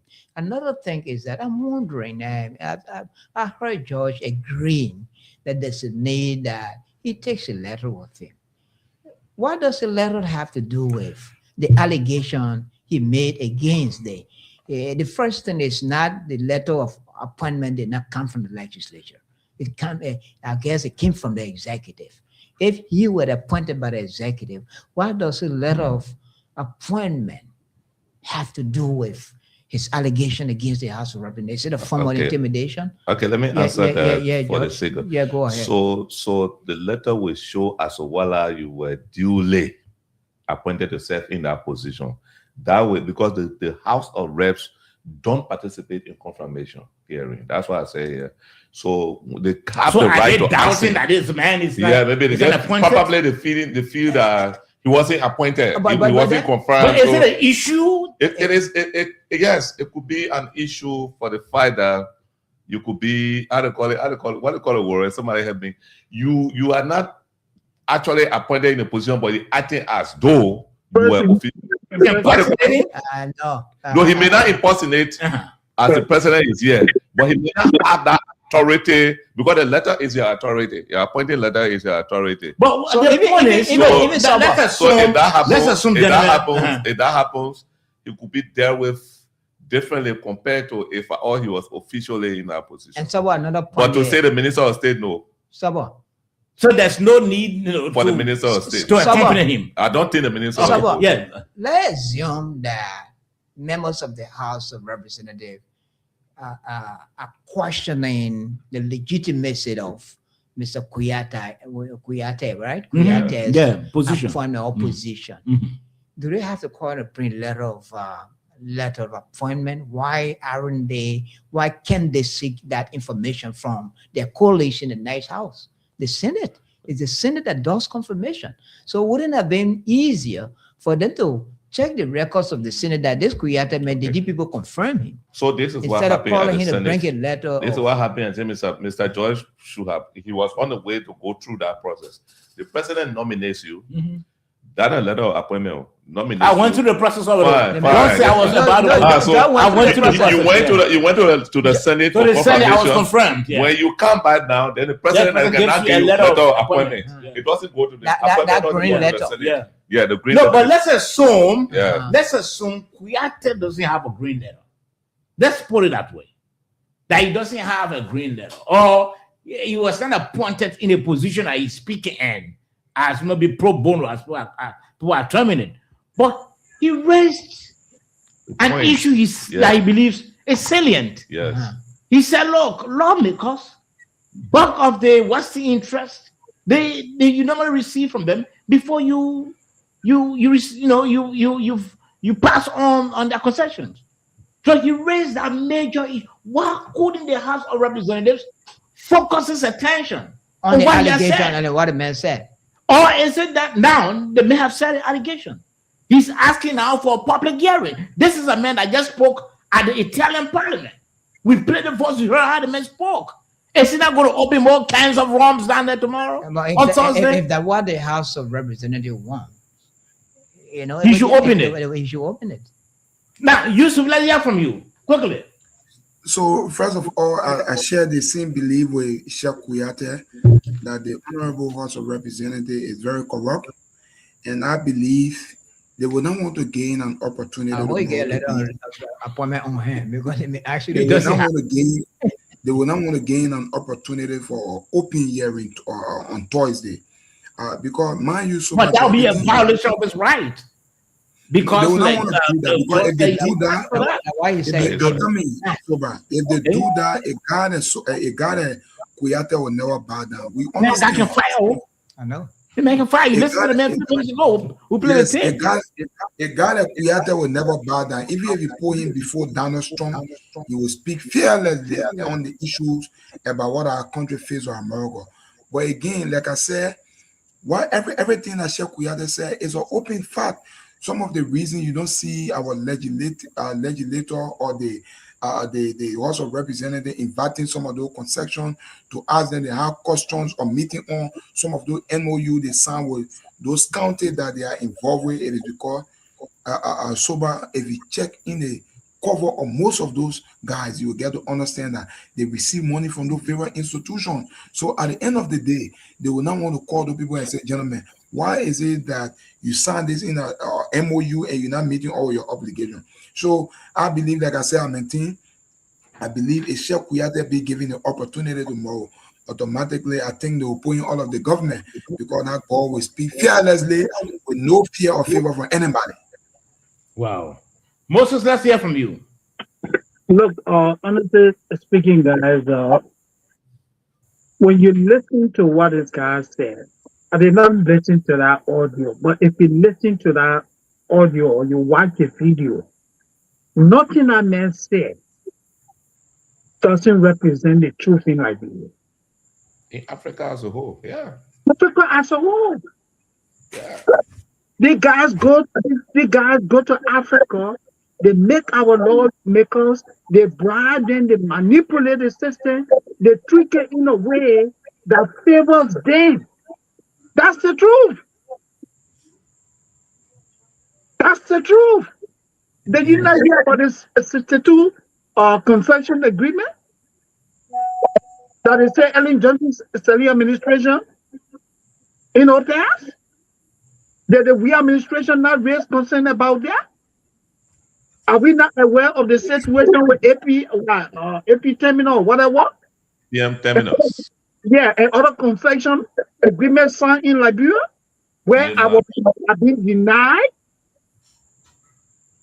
Are they not aware? I think what is happening here is that the House is trying to encroach on this man's right to free speech. I don't see any indictment yet. The guys speak the truth. And if they put the man on Thursday, that boy has preponderance of evidence to prove that the House is corrupt. So will you advise that the House of Representatives reconsider its decision? Definitely. The man has a lot. So what? All it takes, go on your phone, my man. Anyone who has smartphone, everything I man talked about is in the public domain. The man is not creating story. It's in the public domain. The House, the legislature as a whole, is corrupt. Okay, let's go here. You sound like Kuyate. Maybe when they back Kuyate, They will buy Moses Tige. Yeah, why is it? But let me get permission again. Yeah, about his direct allegation against the House, because that's something that he went specifically for one of the houses. He said the legislature will have it. Yeah. So I don't know why he has on hand, but this I covered the House with the legislature before. I can also honestly say that some of those concession signs doesn't mean that people took bribes. Some of them were actually how to call it, colonial or some power play. It was not money exchange for anything, but you got superpower telling you, say, I need this, you have to do this. And telling your president, I need this, you have to do this. Some of those things had to be signed because of that. And, some of those things that were other things that happened, behind the scene, blah, blah, blah. Everybody. So we are going to talk about that. He will talk about it. I mean, you gave it. All right, gentlemen, let's forget about Kuyate now. I think we got limited time. Let's try kind of play that video quickly regarding Thomas Farah. Let's see if Thomas Farah quickly and finalize on him and see what we can do for the day. After the go to the radio station, knows all over the place. The reason why, because you are trying to slip on your heads and now you want to get it back. So to get it back, you get problems, demonstration, everywhere. So you know about it, if you want to be, and some of the comments today, remember when we started we have one student. So money, community can see. It's going to work. They won't bring the classes down. They won't eat out with the classes anymore. They do want to eat over anymore. Now you are in power. You are in the driver's seat. Bring your arms down. I'm saying that if you know about the masters and directors, those that have the authority, bring your arms down. Because the decision is in the hands of the people. Bring your wings down. Bring people decide. You will be in a community again. You will take a left wing to be part of everything with that year. They go to north. When they come to serve your people, serve your people with diligence, serve your people with commitment. Work harder. Because if Joseph Waka is reunited, the possibility of getting job, you are sure of getting appointed. If Joseph Waka is not reunited, God forbid, some of you will not get a job. Will not get a job. But go back in the slum, go back in the ghettos, go back in the communities, work for the people. Go back. Now, gentlemen, is Thomas Fowler insinuating that this government is abandoning the voters, the people that give it the power? Is that what he's trying to say there, George? I may not say the entire government. I may say some key officials. When I mean key, I mean where they sit. They should do more. They've abandoned the people. Yeah, they should do more. I mean, when we come to the discourse, we should come with the kind of honesty to speak. And Thomas Fowler is a rising power in Liberia, and let people see it. It's not small influence that he's generating. Yeah. You see the disenchanted seditions and his strong support from there he hold in. You see the frustrated unity by the people who cannot see their way or he's holding them. You see the independents who don't have anywhere to go, this and that. He's trying to bring them together under his arm because his leadership style. I mean, a lot of CDC made a mistake with him. I've been saying that. Let's leave that. And don't go off tangent. I want to jump on there. I'm not going there again. I'm not going there again.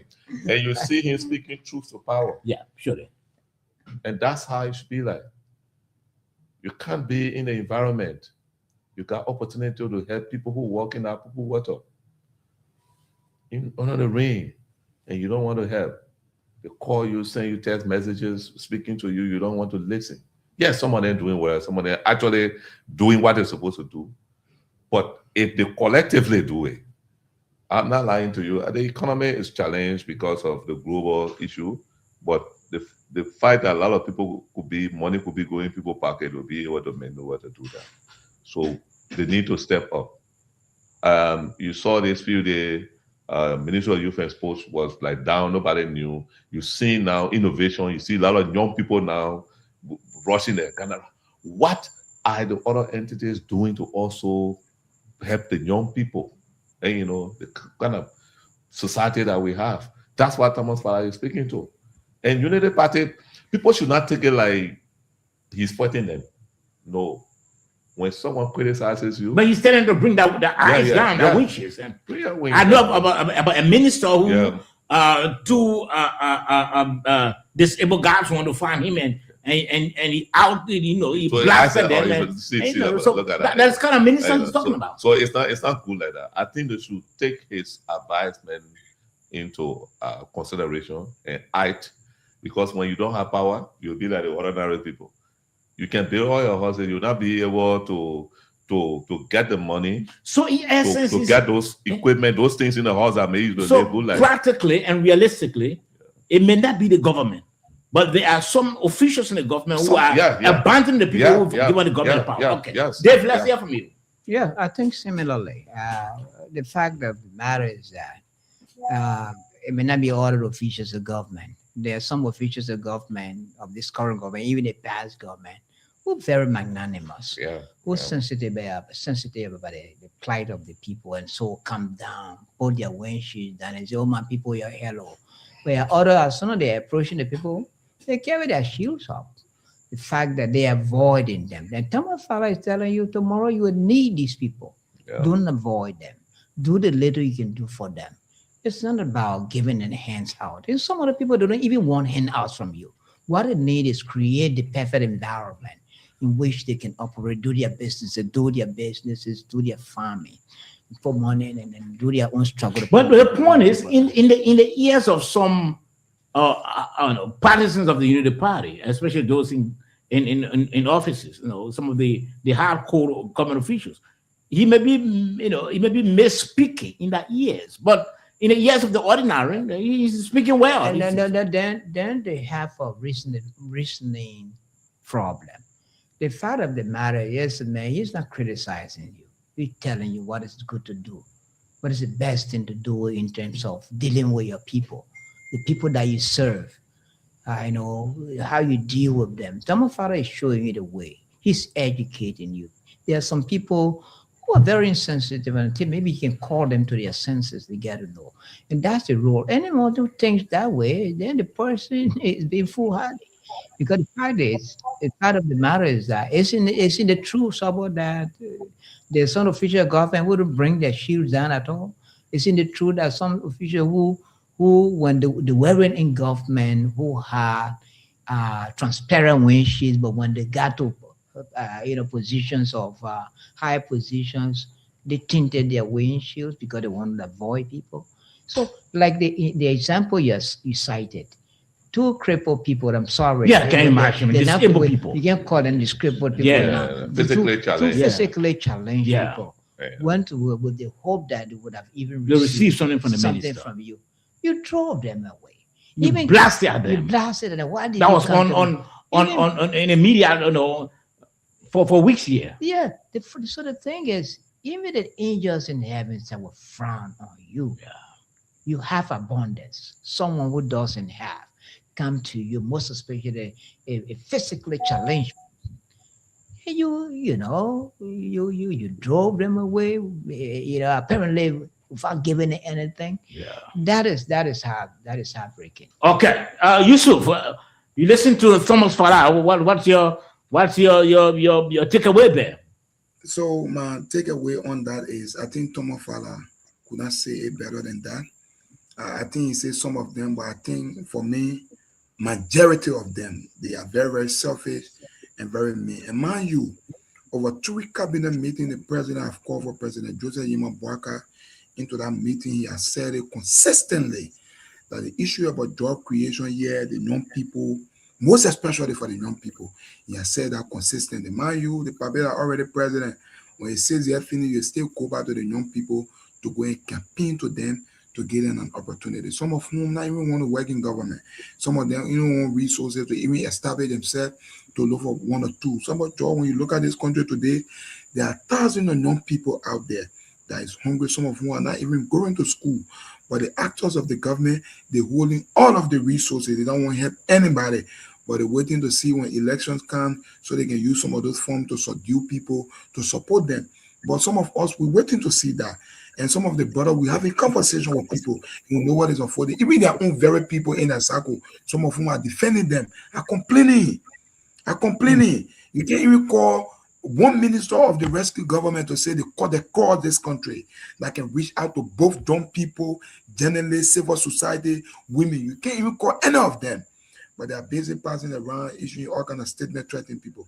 But again, like I said, we in the country, we following everything. So I think Okay. that is the position for All me. right, Moses, let's hear from you quickly so we can open the lines briefly. Yeah, I think what the deputy speaker said is true. And so, but this is how I would like to say it quickly. Before coming to this show, I watched a video with Mr. George Palando. He made reference to a situation which is similar to what the deputy speaker said. He said that with a protocol officer, he's been trying to meet with the president. And the protocol officer told him, this is a man who campaigned for President Walker. He's paying his own money. He said the protocol officer told him, say, oh, well, George, right now, we don't think it is possible for you to meet with the president. The only thing we can do for you, whenever you hear that the president is going to a community event, just go your way and stand around so you can wave to him. Then like that, we can try to usher him in. And he said when the person told him that, he felt so bad that somebody that he worked so much for, that they would want to reduce him to that level. Then he said one time he was privileged to sit and talk to the president. When he went to see the president, in less than 3 minutes, one of the officials walked in and told him, said, oh, well, you have to leave. You can only talk with the president for 3 minutes. And then the president said, this guy is my nephew. That's how you are able to talk to the president for more than 3 minutes. I'm saying this to say that there are a lot of people in government that when they have the opportunity, they forget about friendship. They will barricade. They will avoid everybody. The only time they know you when they need you. And you can't do them. Because these people that today you're looking down on are the same people that you're going back to 2029. When you do this, you're making things bad for President Bwaka. You got to open up. That's what I would like to say. And in addition to that, in fact, some of the ministers in government, they've made it so difficult that you can reach out to them. And forget you are also the minister because you're confirmed. No, his salary. My salary is not rolling. No, I'm not one of the ministers in the government. But you can reach out to them so easily. In fact, some of them were around yesterday in the former unity, in the previous unity party. We worked together. But when you take a phone to call, and you know Thomas Farah has said it, he couldn't say it better than what he have said. Bulk of the ministers in this government, they are unreachable. They are very unreachable. We can count few of them who believe that they still remember from the past. But the bulk of them, they are very unreachable. In fact, even let me make mention of the presidential press secretary. This is somebody we know very well. But you call, she doesn't pick up your phone. What? You know, it's troubling. And someone's father, the first United Party government and this United Party government. I think the first one, okay. Which one? The first no, one. The first one, okay. Yeah, the first United Party was fine. Yes. The call goes we straight. Call the call goes. The first United Party. But what's happening to this one? What is happening? That they are not reachable. Yeah. When Jerome Pia was presidential press secretary, you call him anytime, he listens, he takes a call. He still takes calls. He takes a call. He still takes calls. But I don't know what happened to you're saying because you went to the visual information. Okay, Jerome, let me open the last. He doesn't take my call. 0776 540-987. Only one line tonight. 0776 540-987. Let's take call for a few minutes. 0776 540-987. That's the only line we are listening tonight. You can put your calls and we hear from you. Let's take the first call on the line. Good evening. Good evening, Mr. George. And good evening to your panelists. Yes, sir. Let's hear from you quickly. Okay. Let me commend you for the last topic is very terrible because that really want for the particular government to power, Mr. George. To be honest with you, everywhere you pass, even in my community, people there is a special places in the Kuta where I live, around the 0.4 area, around the car area. When we read about there, they would use the party for you in the community. Because someone who took the campaign and put it on here, who use our own fan. I can imagine. I have my own tailor shop on Gettysburg. I always said this, Mr. George. Someone will not qualify for any government work. But just imagine today, I abandoned my shop because the job not coming like before, Mr. George. Chinese clothes are taking over the market. Going period tailor shop today, tailor people now working. They just sit down. Sometimes they can't sit down. Oh, they literally go home. No work. Many times I have complained to this guy to how they call it play youth exposed when I can't install a TV institution. I said to them, you have to see how best to talk to the government.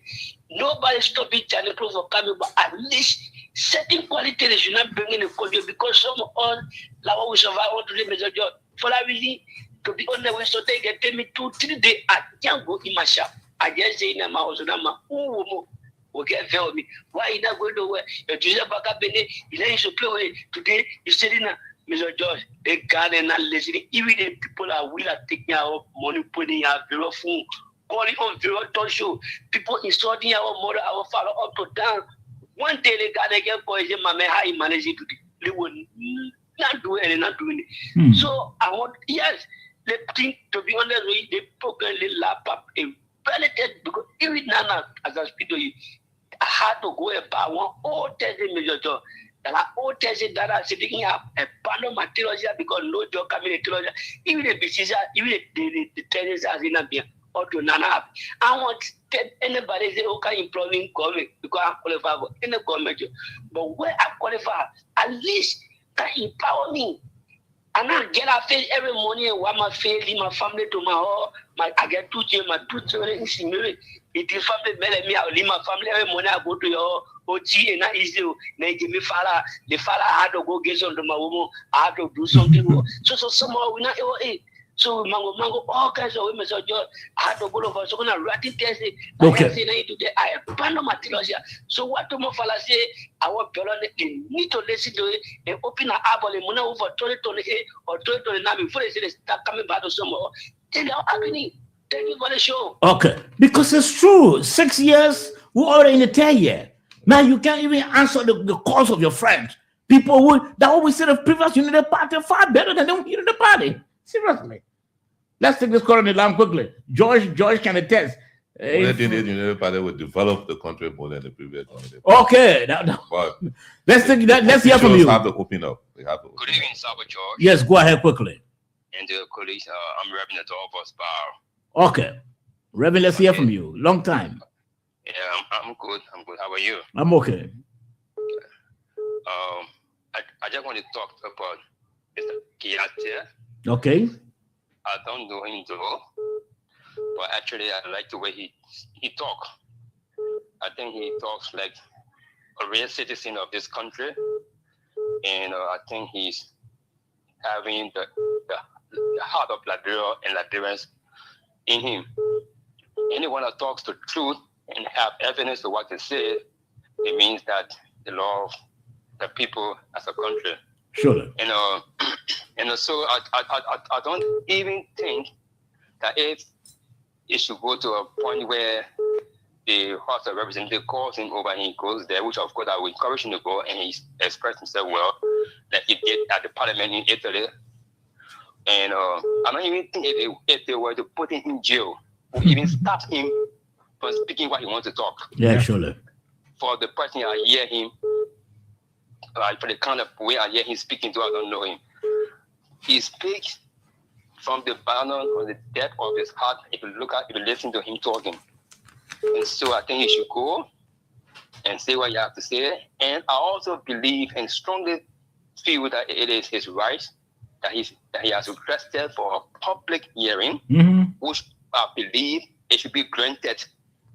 That even before getting there, he should be informed that yes, indeed, your request has been granted. It will be public, surely, so that he can know why he's going there, and the purpose of his conversation will not be heard under the cover, but will be heard publicly or probably worldwide, that people will know what he's talking about when he's getting after. Okay. Yeah.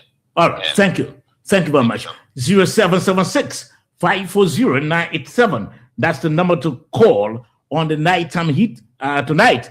0776-540-987. You call this number, you're going to be live on the program. Let's just call on the line. Yes, sir. Let's hear from you. My name is Jimmy Nan. I'm calling from district number 16. Okay. Yeah, for me, I want to say this plainly, that the face can start getting ready from the hair. The president is me, so all of the cabinet is me. Thank you. Oh, the man said the president me. Is it what? He said president me, so he cabinet me. All right. Let's take this call on the line quickly. Good evening. Hello. Yes, sir. My name is Bama Tumede Kerry. Okay, but let's hear from you, Bama. Actually, while Thomas Farah said, and I listened to it very keenly, I think Thomas Farah have the authority that he ought to put up a policy into place so that other people can be able to benefit. Going to be begging people all here and there are really deemed necessary. Just put policy into place. That's the most important thing. Okay. Okay. Many thanks. Many thanks. Let's get another call on the line. Good evening. Yeah, good evening. Yes, sir. Thank you for the topic on our discussion. We are the supporter of Unity Party, but one of the ministers that even take himself big more than the president is Daniel Sano. Oh, wow. But every time we are the exonerate when we go to that ministry to even with Daniel Sano will open it and walking in front of all just to say he wanted the presidential. The only minister that we will forever miss that the former minister to lend them out. Okay. Minister. Oh, Wemope? Wemope. Every time we used to go to Wemope house, they do always open. But with the exception of Wemope, no minister in this government. And one of the members of the United Party speaking, my name is Tony Farley. Okay. Many thanks. 0776-540-987. That's the number to call. And you are live. Let's get another call on the line. Good evening. Yeah, how you doing? We're okay, sir. Mr. Kennedy, how are you? This is Lasana Fayon calling from District 17. Hey, how you doing, brother? Yeah, I heard you're trying to do comparison with the first United Party and today's United Party. For United Party and today's United Party, you can't compare it because the first United Party, they compromised our country because they were denying auditing. So they were to turn the country over to Sion. the party. Yeah. Sion, it was not comparing the two. It was like the way Mr. Sabo George was trying to say how the other ministers in the past Unity Party were more accessible and more free-handed compared to this. That's what Mr. George said. And yeah, that one is not. They want developing more. This one is doing more, better job. Yeah. Then we get to today. Today, when you are looking for job, you finding somewhere to carry application. But the past government, you couldn't see nowhere to send application in because nothing was coming in. So actually, today is better. Of course, they are not giving people, but we got people to talk to, and then we send our application in to farm in. If we can't get it, well, then that's it, but we got space to go. Okay. Thank you. We'll do a show on comparing the previous Unity Party and Unity Party. We'll do a show special for that. Why you want to do such a show? No, why you want to do Good evening. Yes, sir. Let's hear you quickly.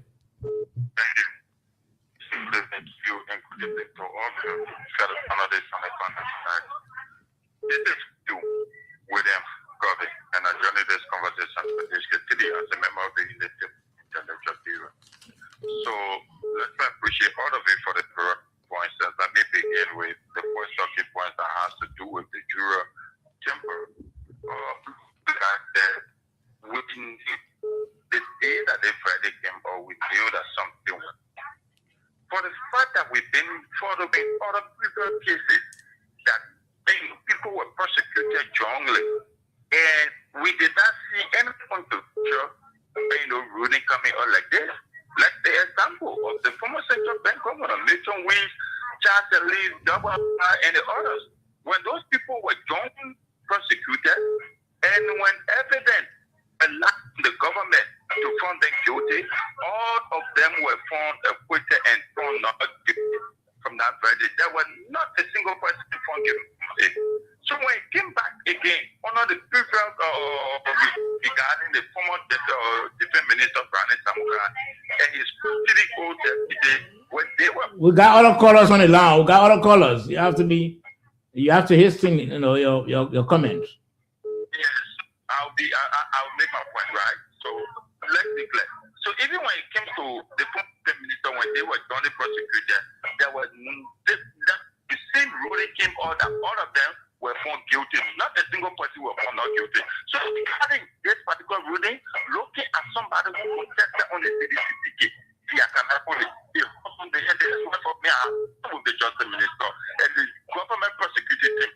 Where were they? The name Siatanapore is a household name. To see that name among the Jews, you let it be.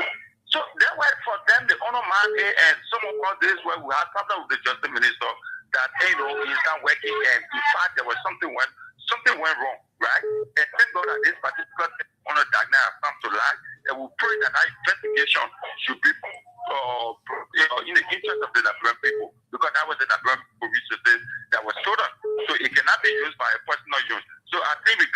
Father, for me, I support the stand that these ministers or officials, let them calm down. Though I disagree that the former previous or ministers were accessible as compared to they know, I agree with that because when the United Party took over, majority of the ministers came from abroad.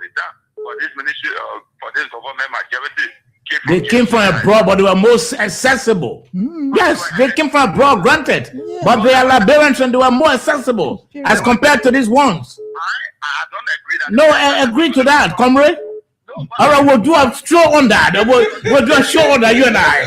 Okay. Thank you. Go, thank you, my brother. Thank you. Let's get another call. Let's get another call quickly. Good evening.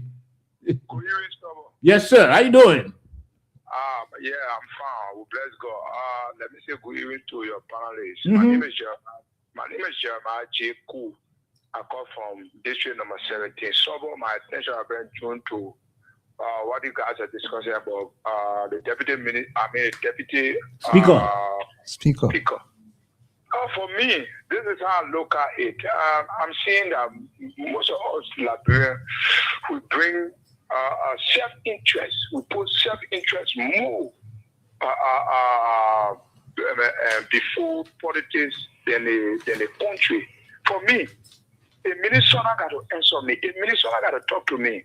I can tell you now, my father was to get a job in this government. And we supported this government, but we did not get it. So for that reason, I should go. All I want for the government to do well. I don't need to have a hangout or to have money from a minister to call a minister. But when companies are flowing, I can go after and survive. I can share when the economy is booming. Things will work out for me. For me, I don't see that the minister is like a human being to me. So we put self-interest because the minister not answering me, so I should go against the government. So even the government did well or is doing well, then I will get there because a single minister, that's his business. He decided to be me or she decided to be me. So how, let me ask you the question. How do you feel? What's your reaction to this? A minister in this government was indoor and he was told that some disabled people, I call them physically challenged people, were at his gate. He came out of his gate and he brought down his windshield and descended on them. He insulted them and told them not to come anymore. Is that the sort of minister you want in this government? This is that person own character. It speaks to morality. It means that this is why I think inside the person from the day of his birth or from the day of her birth. So for me, I see that that person is performing and that moral issue. That one between you and God, you're supposed to treat people okay, well, and you don't want to do it. Okay. Doing well for the country. For me, I get for a Okay. level. Let's take another call on the line. Hello. We're taking the 3 more calls. Hello. Tell that person to move away from. Kindly lower the volume of your radio. Lower the volume of your radio. Hello. Lower the volume of your radio. Yeah, this is Brother Kase and I call from Sinker. Okay. Yeah, you know.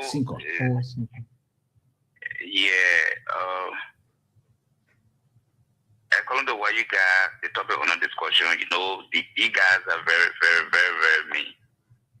You see. Can you imagine the first time in Israel, like, for plan man to lay down a quota that their benefit and all of that happened? What they call at the LU there, it surprised me. My first time in that one. You see. You say you never saw brown people protesting, eh? I never saw brown people protesting you. In Monrovia. You see. So it proved that these guys are only fighting for themselves and their family. They're not fighting for anybody. And we can see it clearly.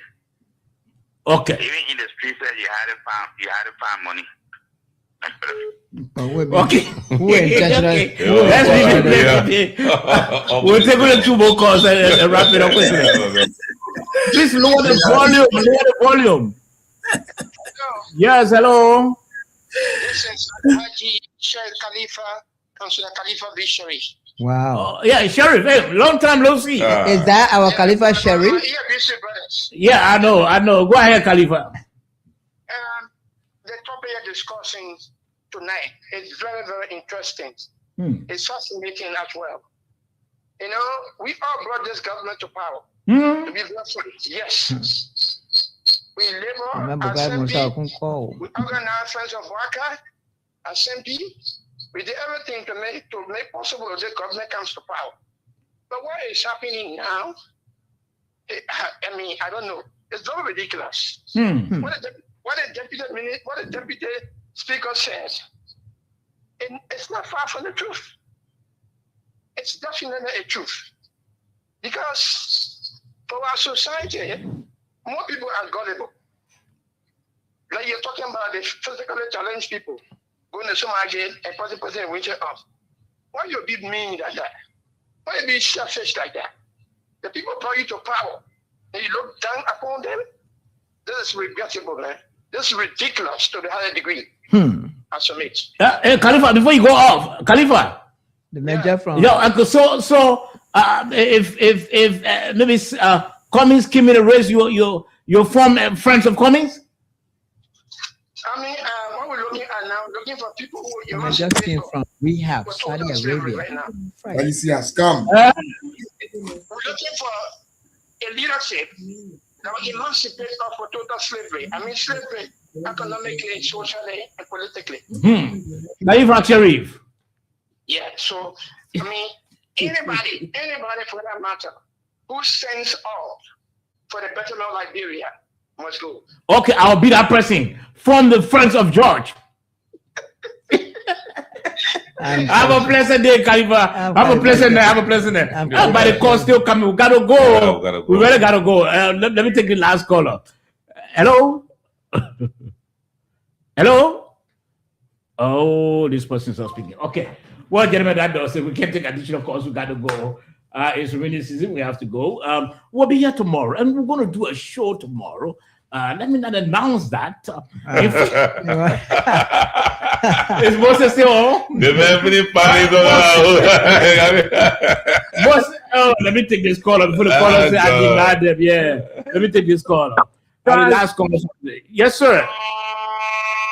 Hello. I think Ronnie. Hello.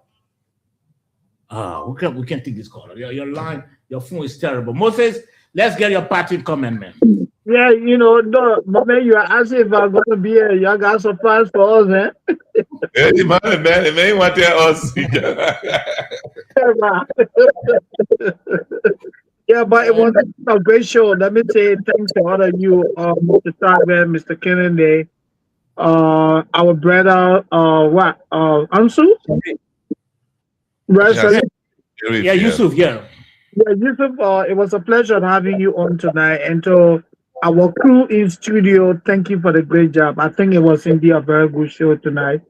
And let's keep it as always. Let me say thanks to all of you. It's always a pleasure connecting with you. Thank you, Moses. Thank you very much. Yusuf, let's hear from you. Your parting comment. I want to say thank you to all of our panelists. I think today's conversation was very, very civil. Not like the usual one where we get people in diba. You see, sometimes you expect that. Yeah, I know. Yeah. I want to say thank you to all of the panelists for remaining tolerant on the show, and I want to say thank you to all of our callers who made that contribution on the show, and we look forward to a very beautiful and civil conversation again tomorrow. Thank you. Okay, Dave. One of the callers interests me who say even people can find money on the ground this time. And I one time heard somebody say that, the young people these days don't find the money because they are indisciplined. And that's why they can't find money. They don't know the respect what I'm sort of. But actually, it was a good show. That's money crazy. Like, here tomorrow again, thanks to our technical people. One in the next winner, you can be abnormal now. Hey, you have to go off. You gotta go off. You're talking to the child, you gotta go off. From that respect, I'd like to say thank you. Thanks to my fellow panelists. Okay, thank you, Dave. Yeah. Thank you. George. Thank you. I think I'm taking something away tonight, and it's the Deputy Speaker's comments. And I think we all should take it serious. We'll play that tape again, discuss it. Yes, I think we all should take it serious. You saw the colors. Yes, we competitive we saw the colors reaction. We shouldn't take it as people against us. We should see it as a challenge for us to do better, because we came to work for them as government and people. So I think it's good. I want to say thank you to all the panelists, our technician, and yourself. Yeah. Thank you so much for giving us the opportunity to always come here and express ourselves. We are planning a for program. our listening audience. You are our kings and queens. Thank you very much. Sure. Yeah. We are planning a program to honor some of our government ministers. Net and Heat. We'll try to select and see which one, which of the ministers, maybe we can just select about 5 ministers, because if you look at them, you look at the ministers that are really working and accessible, they're not reach quite 10, and so we got to look at them very well. And let us not honor people in absentia. Let them come. No, they'll come. They'll come when we're playing the program. They will come. I can really say publicly, I've never seen a minister of public works face to face. Really? To see me and he like this. But one day I just sent him a message. I said, and he replied. And you talk about Giddings? Yeah, Mr. Giddings, he brother and I were friends. But he himself. But you haven't seen him. Yeah. So I mean, I really respected that. The fact that he doesn't know me whatsoever. I sent him message on the social media, and he responded. Yeah, that was good. Yes, I respect that. Yeah. Yeah. Okay, so let's just reference some of our viewers quickly, not all. Finishers, Junior Bai, he always watching. From Nukutan, Henry T. Toll from Dupo, that's Upper Cowell, Silike Kaba, they say from his hustle ground. Emmanuel Bro from the Minneapolis from the USA. Yeah. Minneapolis from the USA. Jude Wongwe following, he said, they say from where? Abdullah Dukle from Lofa County. Oh, that's good, Abdullah. My former editor? Oh, yes, okay. Ophelia S. Josh has been watching from home. Humble Honest from Batnozio, Duantown, he's been watching. Abraham V. Yen from Gardozio, he's been watching. We can call all of you now. Hilton Wulajedo from Greenville City, he's been watching. Mohamed from Fambul, he's been watching. Asumana Sharif from Dupo Road. Well, we can call all of you. Until then, join us tomorrow for another fascinating edition of the program. Until then, have a pleasant night. Double Joe.